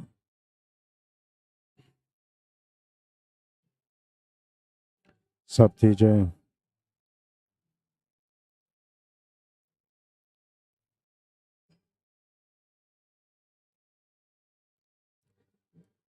Now, you could try to take that 14-ball on from here, which is a tough shot, but it's makeable. I don't think you get much of a good result out of it. I don't think he's got the 10 on its own, and he might be looking at a 3-ball combo here. I don't know if that's the right shot to take on, but if he feels like it's the right one, okay, so you can see it. I thought maybe he couldn't see past that 12 and 5, but I was wrong.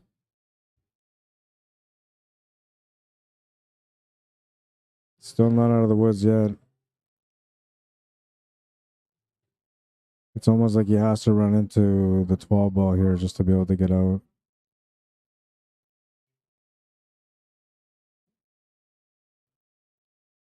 That's what he was trying to do. I don't know if he's got it to the side. I don't think he does. He might have it to the corner right now. If he does, then he'll take that and just draw back for the 11. He'd be really tight though on that shot past the 3. Yeah, and he's gonna hit the 3-ball. He was in tight against the 3, but I think he still could have made it. You know, from what I recall, there was a little bit of body movement on the shot.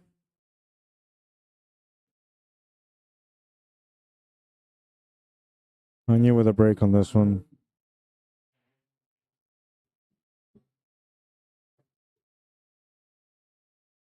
No real problems here. He'll set up for the 5-ball now, then the 7.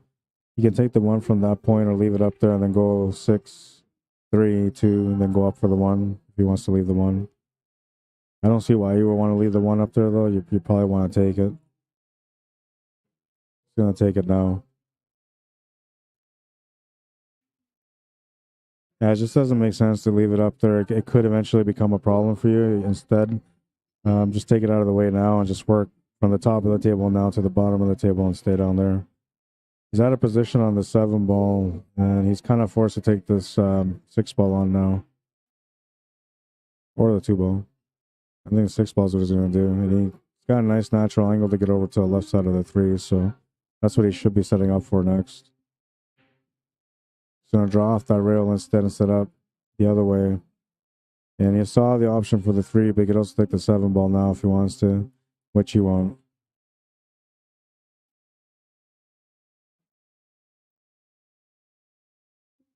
Perhaps too much pace on that one. He's going to be forced to take that 7-ball now. Unless he can make that 2 to the corner past the 11 to the top left corner.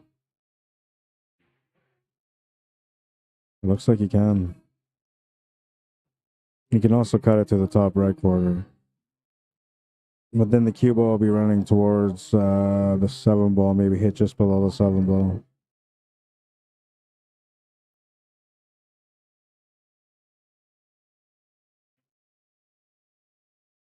Put some draw on it to get further down on the table. And I would like to have the shot to the side, but I think he's stuck taking it to the corner. We'll see. If he's got the side, obviously he's going to go for that. That's the easier option. And he would rather have that. It would be a lot easier to set up for the 8-ball than if he has to take this to the corner.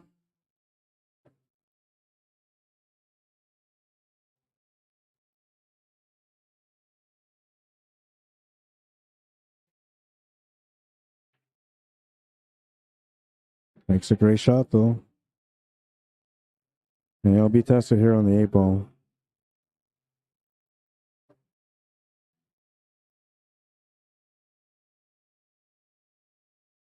Makes the 8-ball. What a shot. And look at that cue ball. Just sits right by the horn. 2-0.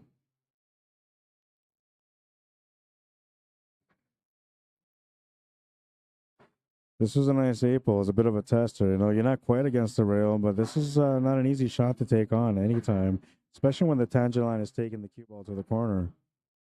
Because then you're thinking about the scratch, right? So usually when you're thinking about the scratch, you try to avoid it and you put some extra body movement in there.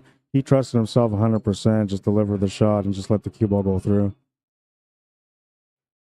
And good finish to rack number 2. And he's breaking a little bit of extra confidence going into this rack.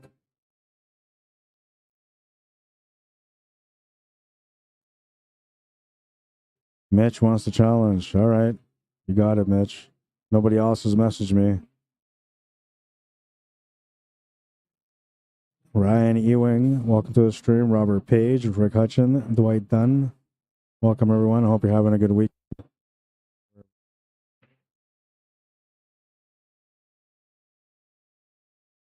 Sounded like a dry break, and I'm pretty sure it was. Right off the hop, I'm looking at this table thinking low ball looks pretty good. There's really no obstacles here. But a little bit of positional work, you know, mainly getting a shot on the 1 to the top left corner to open up both the 4 and the 2. The opening shot was important also. I don't think he's got that 3. And so he's kind of run himself into a spot now. Unless he's got the 3. Now that 4, I don't think goes to the bottom right corner, but you might be able to get it off the rail, off the 12-ball.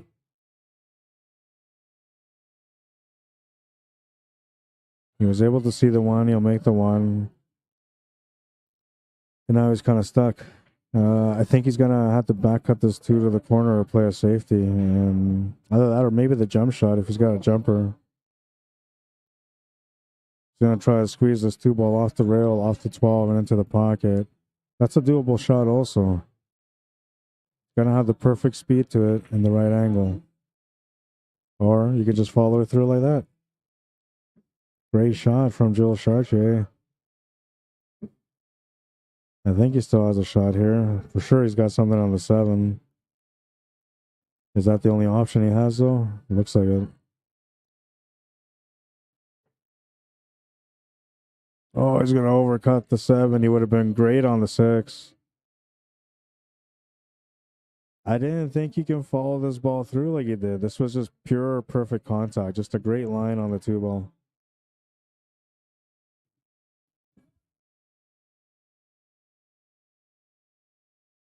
Oh, and he's gonna miss the 13. Did he block the 3? Yeah, he did.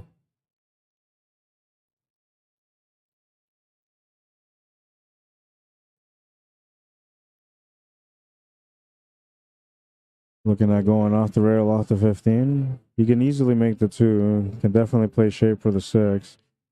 But I think he needs to get up table to around just below where that 10 ball is for him to be able to make that 4 to the side with a breakout angle into the 3.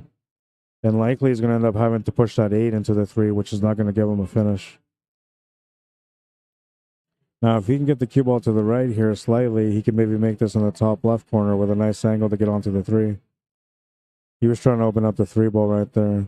Had he made the shot, he would have rubbed out the 3 just to be able to make a shot to the corner. But unfortunately for him, he missed the shot, and Hanyu will get another chance on this table.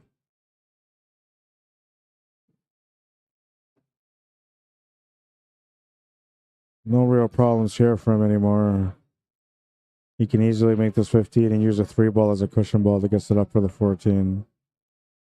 He's going to just avoid the 3 ball altogether. Oh, he's lucky he hit it at that pace because he still has a shot on the 14. I guess he still would have been okay, though. He had the shot on the 9 ball also. But this could have been a tighter shot. Oh, no. He's going to lose the cue ball. Ball in hand for Jules. He'll only have a chance to get on the scoreboard now. Still has to work on this table, though. It's not an easy one, man. It looks like it's easy, but it's not. Position on the 6 is going to be important. And he has to start off with a 4. I don't think he has a choice. Or maybe he can do the 3 and draw back and set up for the 4 with a forward angle to come down towards that 6 ball. That could work. No, maybe not. Yeah, so he's almost stuck having to take this 4 ball on to the side, then taking the 3, and then setting up for the 6. Or taking this 3, drawing back, and instead of the side, maybe set up for the bottom left corner where the 6 ball is with a follow-through angle to get onto the 6. All you would need for that is just to maybe run into the 8 ball, off the 3 into the 8 ball. Now, another thing too is you could always take the 3 ball and come over. Let's go this way. So you can, I don't know if I have enough time to show it here. But you can always go and bring the cue ball over like here off that 3, make the 4 to the side, then come down table from there.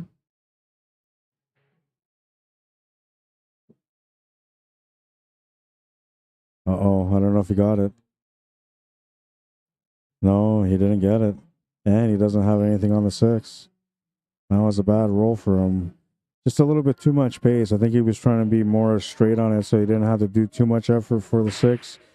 I think he should have just maybe gotten a little bit less speed and just settle for more of a back cut into that 4 ball and just deal with the cue ball going up table off the rail and back up for the 6. Then it would have been okay. He's going to have to try out a kick shot here just for a good hit. Oh, he's going to get a good hit too. He's a good lead now.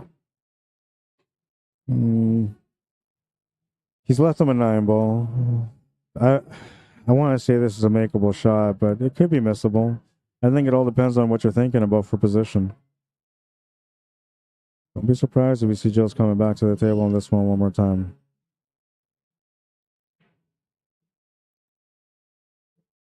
Yeah, there it is. It is missable just slightly.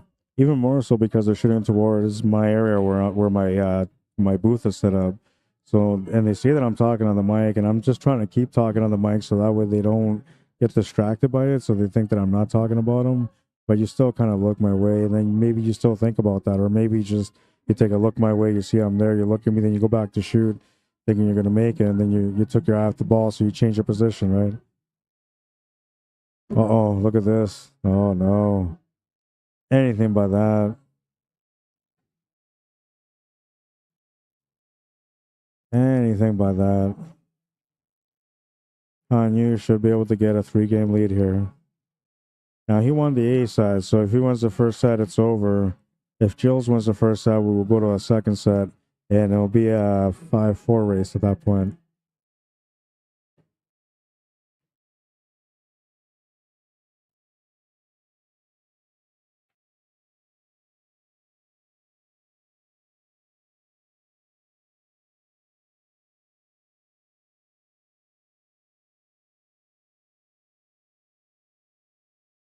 Three 0.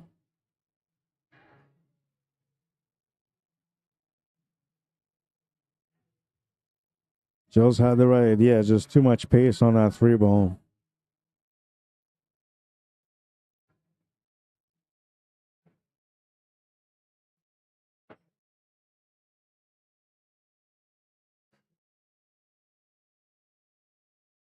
You know, he'll just have to find a way to reset. No other option. He's breaking next in rack number 4. Needs to get on the board now. This is starting to become a bigger lead, but if he gets on the board, he can stop the bleeding and still have lots of opportunity to get back in this match. He's not done by any means, don't get me wrong, but this rack is important. He needs to win it. And if he doesn't win it, he needs to battle as hard as he can to try to win it, just to build up the confidence as you move on to the next racks. He'll come up drawing that break, and he's going to leave an opportunity here for Hanyu. It looked like he was going to be limited to maybe just the stripes, but now he's got the options to shoot the solids. And, ooh, I don't know if I want to be solids in this one. If I can make the 6-ball or the 3-ball to the bottom right corner, I would.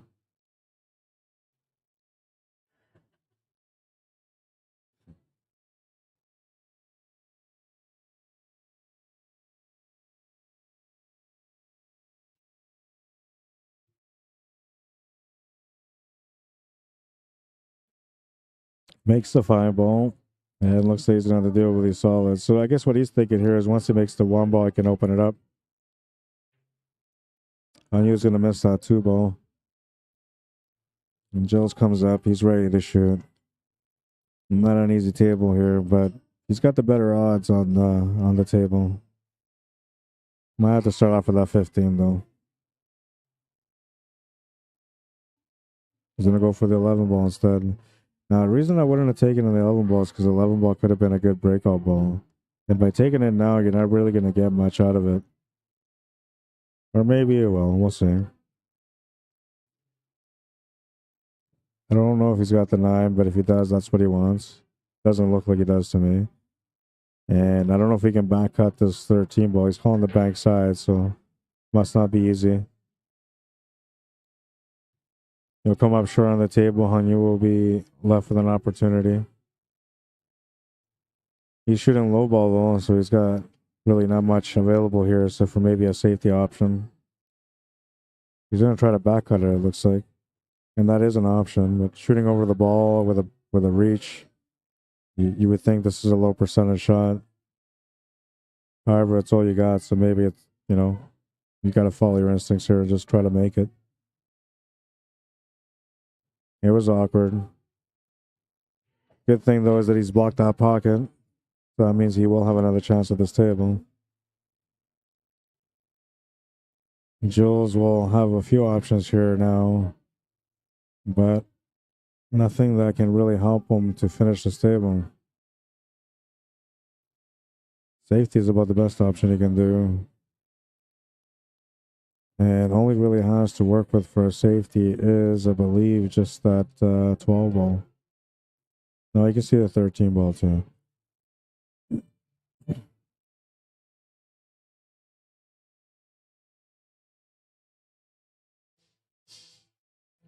I'm wondering if he can maybe use the 13 to play a safety.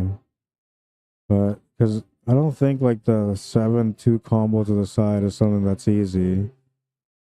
Maybe I would just try to play the safety and try to get the cue ball to hook right behind this 15 ball.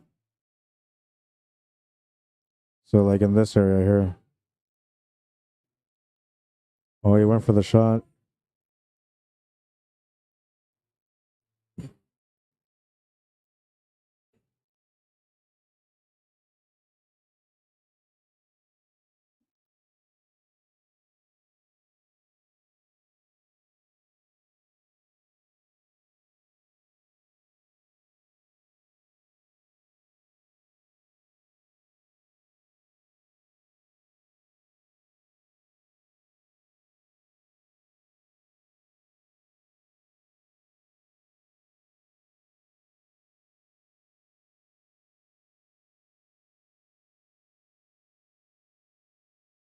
Playing the safety, a pretty good one too.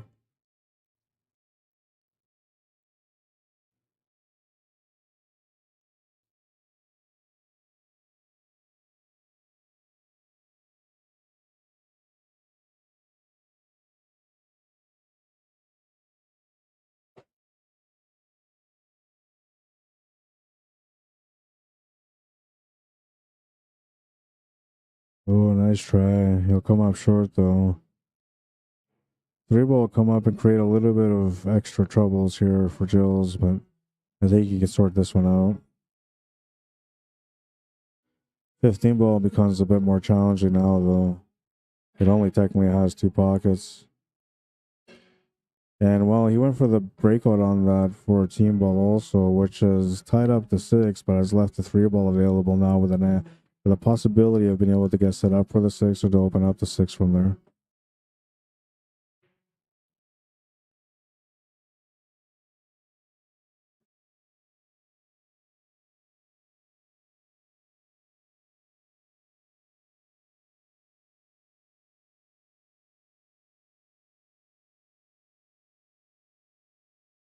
I mean, technically, that 6 ball is far out enough where you can just play off the 2 rails, get set up on top of the 6, and makes the 6 on the side pocket, on the right side middle pocket.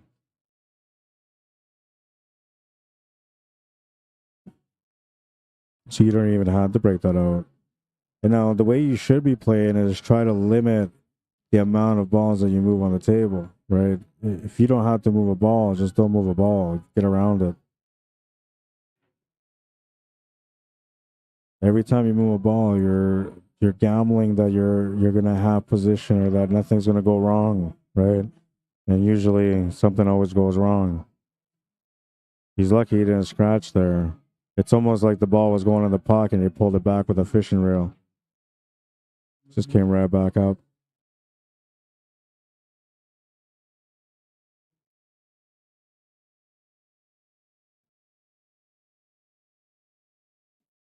And a comment on YouTube from Wayne Burba. How you doing, Wayne? Says, is there a way to rack the balls? Jill's racked all the highs on one side and lows on the other. It doesn't matter. There's no particular rule about it. Like there's nothing incorporated anywhere. I don't see what he did there.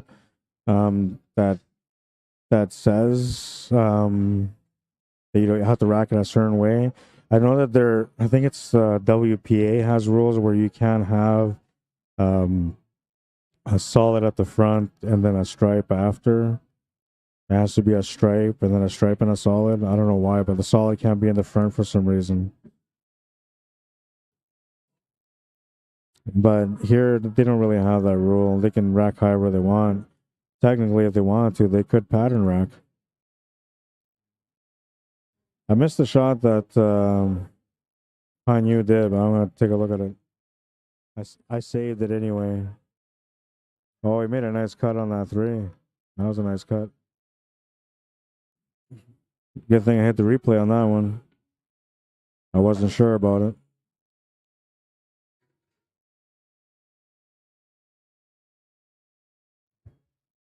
Well, it's 4-0. Hanyu looking for 2 more games now to win the match. If he can win the match in the first set, it's over because he won the A side.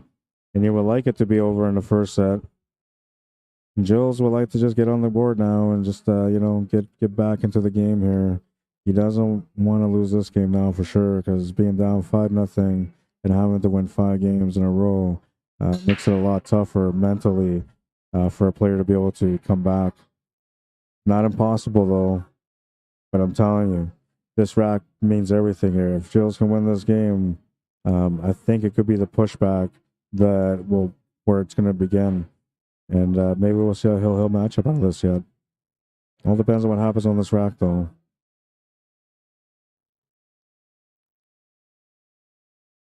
And now he may or may not be thinking about that also. He shouldn't be thinking about it, but he should be aware, right?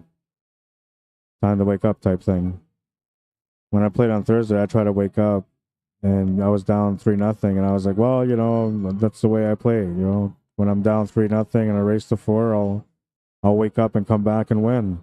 And it never happened. I lost 4-0.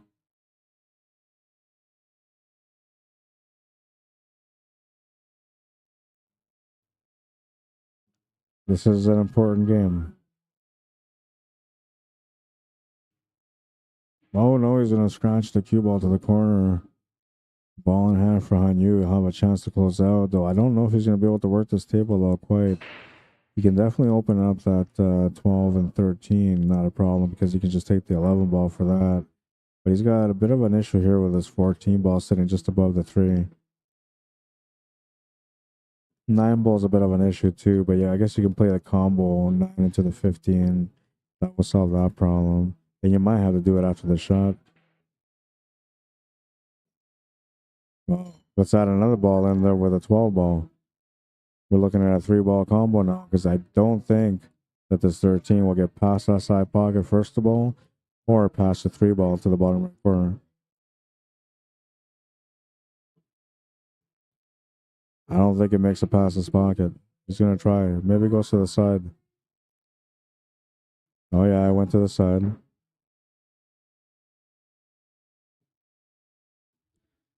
So he's almost got the table figured out here. Key shot is going to be the shape on the 14, or getting the 14 ball out in the open. And now, because you're going to be leaving this 9 ball up here, that's also going to be a bit of a setup situation where it's going to be important how you get set up for that 9 ball. Oh, good. He bumped it over, so now he can take that 9 ball out of the way. I guess he was already considering that situation. And now he's kind of getting himself into that do or die position for this rack. He needs a shape on the 14. Forcing the shot from here may help him get the 14 ball out in the open. But I don't know if we'll give him an easy shot on the 10 ball. Looks like he's trying to draw into the 10 ball instead. And he's going to use the 10 ball as a breakout option. Or maybe he's just trying to draw below to just shoot this ball in the top right corner for the finish. That's not the way it was supposed to work. Now, he's not too overwhelmed by this, but at the same time, he wasn't ready for it, so he may not make the shot. If he's in it to win it, he will, though. Oh, what a shot. He's in it to win it. Makes a great shot to the corner, gets lined up straight for the 8, and that's a confidence booster for him. Not a good thing for Gilles. He's got his back set against the wall now. 5-0. Hanyu is on the hill, and Gilles has to win the next 5 games if he wants to keep playing in the tournament today. Otherwise, he'll walk out in 3rd place tonight. Or sorry, 2nd place tonight. Forgot this championship match. 2nd place ain't bad either, man, but you always want 1st place, right? And if you're not going to get 1st place, you always want to at least put up your best battle, because then you can feel good about it. You know, I know how it is. Time to turn the lights on and get going on this one. Rack number 6 coming up. Gilles Chartier to break. Needs to grind out every win or run out every table, whichever way works for him right now. Makes a ball to the side. He'll have an opening shot and a decent table. Well, that 2 ball just kept going, though, so that kind of changed the table a little bit.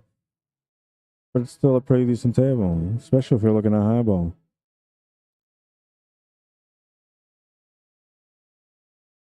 Hi, Louise says he's okay with that. Not bad after being away for a couple of months. Yeah, he hasn't played in a while either. And I gotta say, he's put up a good fight all throughout the day. I think he's still gonna put up a fight on this one. He just has to keep the nerves calm. Oh man, he's gonna miss that one. I'm telling you, it's all about the nerves, right? Little things that happen when you're playing. You know, last second thought, adds body movement. I've seen also some players when they're doing draw shots and they're under pressure, they have extra elbow drop because of the pressure.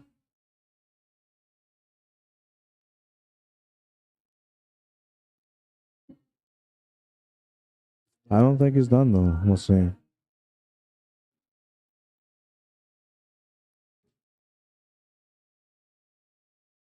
You got a pretty decent lead. He's forcing you to take the 7 ball on. That's all he's got available. And I don't think he can make it clean. He has to make it off the 15. This will be a nice shot if he can make it. Good effort. Got close to the pocket. It didn't go in, and Jill's get another chance. And now he's looking a lot better. Now he's got a bit of a table that he can work with. 12 ball's about the ball that he has to worry about. Everything else kind of goes. The 10 ball goes to the side, past the 5 on the left side middle. 13 goes to the corner. The 12 sitting in a decent spot. Or, I mean the 15, sorry. Oh no, and he scratched. He was trying to get over for the 15 ball. That was kind of the one that you had to worry a little bit about. And I guess the 12 ball was the other one. Huge break here for Hanyu. Can he use this opportunity to finish the match? He was telling me earlier today he hasn't been feeling pretty good about his game today, but he's had a lot of lucky rolls, he says. And he says that's the reason why he's getting away with it. I said to him, hey man, if you're not playing good and you're winning, that's a good day.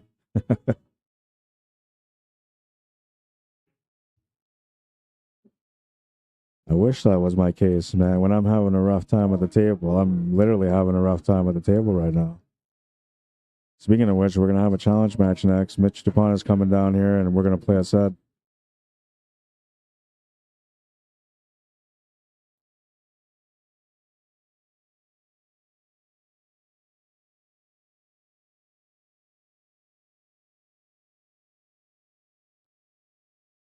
Oh, he's got the finish now.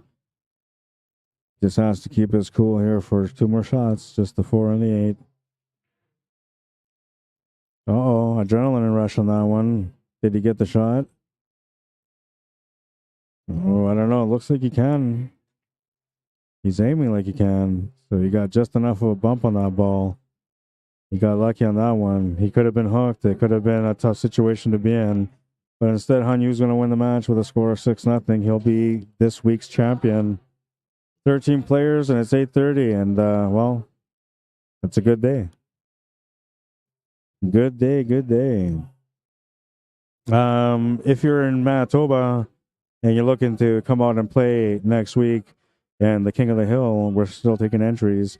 In order for you to be qualified to play, you either have to have a 550 and under established FargoRate. So anything above 200 games in your robustness would count. The other way is if you're ranked either a Vegas or intermediate player in active pool league. That's the 2 ways you can get in. $110 entry. It's a single elimination, straight races, no handicaps, race to 9 for day 1. The final 8 come back on day 2 if we get the full 32. And that will be a race to 11. Lag for break, alternate breaks, no magic racks, random racking system. Take what you make, which makes it interesting. Cue ball fouls only, and the championship match must be played. Now, King of the Hill usually is a winner take all. This time it's a winner take most because it's 32 players. So if you guys want to get in, just message me on Facebook. Message me via email, cslmanitoba@gmail.com. Look for the post on Facebook. You can comment on there. Let me know. If you're not sure what your ranking is, I will confirm most people's rankings are on the list right now that are not on the list, on the waiting list. I'm going to confirm all their rankings tomorrow. So if you guys don't know what your ranking is, let me know today, and then I'll find out what your ranking is through active, especially if you're from the Interlake region and you're playing in one of those leagues, or if you're playing in the Brandon League, right? then we can figure out whether or not you're allowed to play in the tournament. And this is the only one that's like that. Usually at King of the Hill is always open, so people just come in and play their best. That's the way it always is. What else? Oh yeah, the training. Don't forget, if you're looking for a chance to be able to grow in your game, and you wish you knew somebody that would teach you, or maybe you're uncomfortable asking somebody to teach you, and you figure maybe there was an opportunity for you somewhere else where you can go and learn. Well, here's your opportunity right now. Pool player skill development and training session. This is session number 2. Last week I had session number 1, which was more focused on the beginner player, the novice player. This time around, we're focusing more on the intermediate level player, and kind of, I guess, still a little bit the beginner, but more into the intermediate. We're talking about stroke and fundamentals. I'm going to assess your stroke, your fundamentals, give you some guidance to help you figure out how to straighten out anything if there's any need for that. We're going to analyze you properly, so you're going to be able to see with your own eyes how your stance, how your fundamentals, and how your stroke is all being affected by the way that you're playing at that time. If there's something that you need to correct, if everything is perfect, you'll have that confidence knowing that you have something good going, and then you can just continue from there. So yeah, stroke development as well. So some techniques to help you develop your stroke to become better. We're going to talk about the tangent line, angles, and as well as rails, how to use the rails, pattern plays, how you should approach a pattern at the table, and how to analyze the table properly, mentality, of course, and then focus techniques. A little bit of everything there. So sorry for the long explanation, but just so everybody knows, it's something more extensive than your average training, and I think you're going to benefit a lot from it. I had a few people that came out last week. They really enjoyed the session. They got to learn a lot. They went from, first of all, not knowing what they were doing because they thought they knew what they were doing, to finally knowing what they were doing. They went from not knowing how to aim properly to finally figure out how to aim. They understood about a lot of different things that were important in the fundamentals to make you a more successful player. They really enjoyed it. And for me, I got a lot of happiness out of it because I helped a couple of players out to become better, right? Which is the goal. Anyways, that's going to be it for now. Good shooting, man. We'll see you soon next week. All right, so let's do some quick ads real quick. Poolaholic.com. If you haven't checked them out yet, go check them out. Pool apparel and accessories, including cues and cases. And close clothing. Lots of nice Poolaholic shirts and hats. Let's go with the Hangar. If you're looking to maybe book a spot for your Christmas party, you're thinking maybe I'd like to have, a good meal while I'm playing some pool with everybody in the company, give these guys a call. They're located at 121 Scurfield Blvd. If you're looking to book a spot for you, your crew, your corporation, or your company, or for your friends, whatever it is you want to book a spot for, give them a call at 204-560-2929. They would love to take care of you. And if there's anything special you're looking to get catered, they can help you out with that too. But they do have a menu that you can look at for anything when you're looking for catered events. And they do anything that you want, including running a tournament. If you want to have a tournament, they'll run a tournament for you. They'll set it up. You're good to go. Let's not forget about Jam Up Apparel. If you guys haven't gone to Jam Up Apparel, go check out some of this stuff out there. This is the Federer Gorse line. Really nice items. They're looking around, I think it's $75.95, $79.95, something like that. I haven't checked, so I don't really know. I should know, but I don't know. This is the one that I love the most, the red one, and I want to get it in a long sleeve. It's nice and sharp. Maybe blue too. I don't know.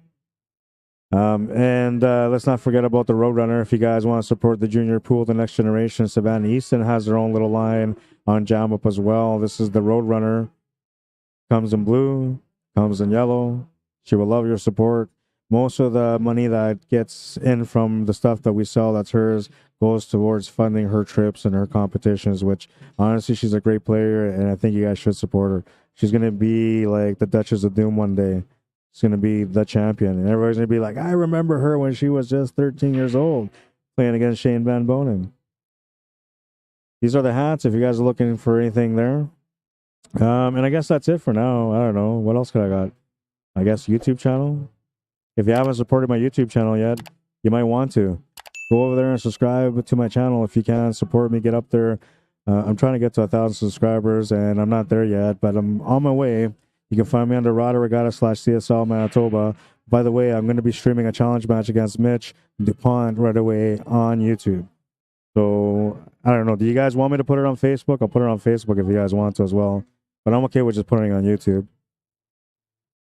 You got a couple of seconds or a couple of minutes to let me know if you guys want to watch me play on Facebook. But if not, you guys can always go over and watch me play against Mitch on YouTube.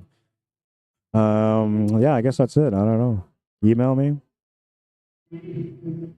CSLmanitoba@gmail.com is where you want to email me if you want me to come out and cover an event for you. I would love to take care of your event and to help you represent your passion. And if you want to support my work, you can also do it the same way via PayPal or e-transfer. That's all I got set up for now. CSLmanitoba@gmail.com. There's Mitch DuPont. He's warming up. We're about to get going. I kind of want to warm up too, so we may not play for like about 20 minutes from now. Because I want to warm up, and I don't want to just go in there and get my butt whooped. I don't do that, man. I don't roll that way. All right, last highlight. Nice cut, nice cut. That was for the finish. Hanyu will be this week's champion. Congratulations to Hanyu. Congratulations to Jules for finishing second. I know, you would have been feeling a little bit better about it, if you would have maybe put up a better battle on that one, but it just didn't go your way, man. Every chance that you could get going, something was happening, and Hanyu was shooting pretty good. His safety game was pretty good. But you played well today. I thought you played really good. Most of your matches were all solid, great performances. So it's a good day, And you made it to the money, which is nice. For me, I had to play last week on Thursday and deal with the fact that I lost 4-0 and didn't make it to the money. At least you get paid. You can forget about your worries.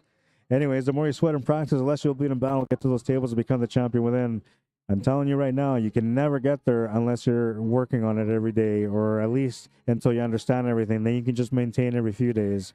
You got to get out to the tables. You got to practice. You got to work hard.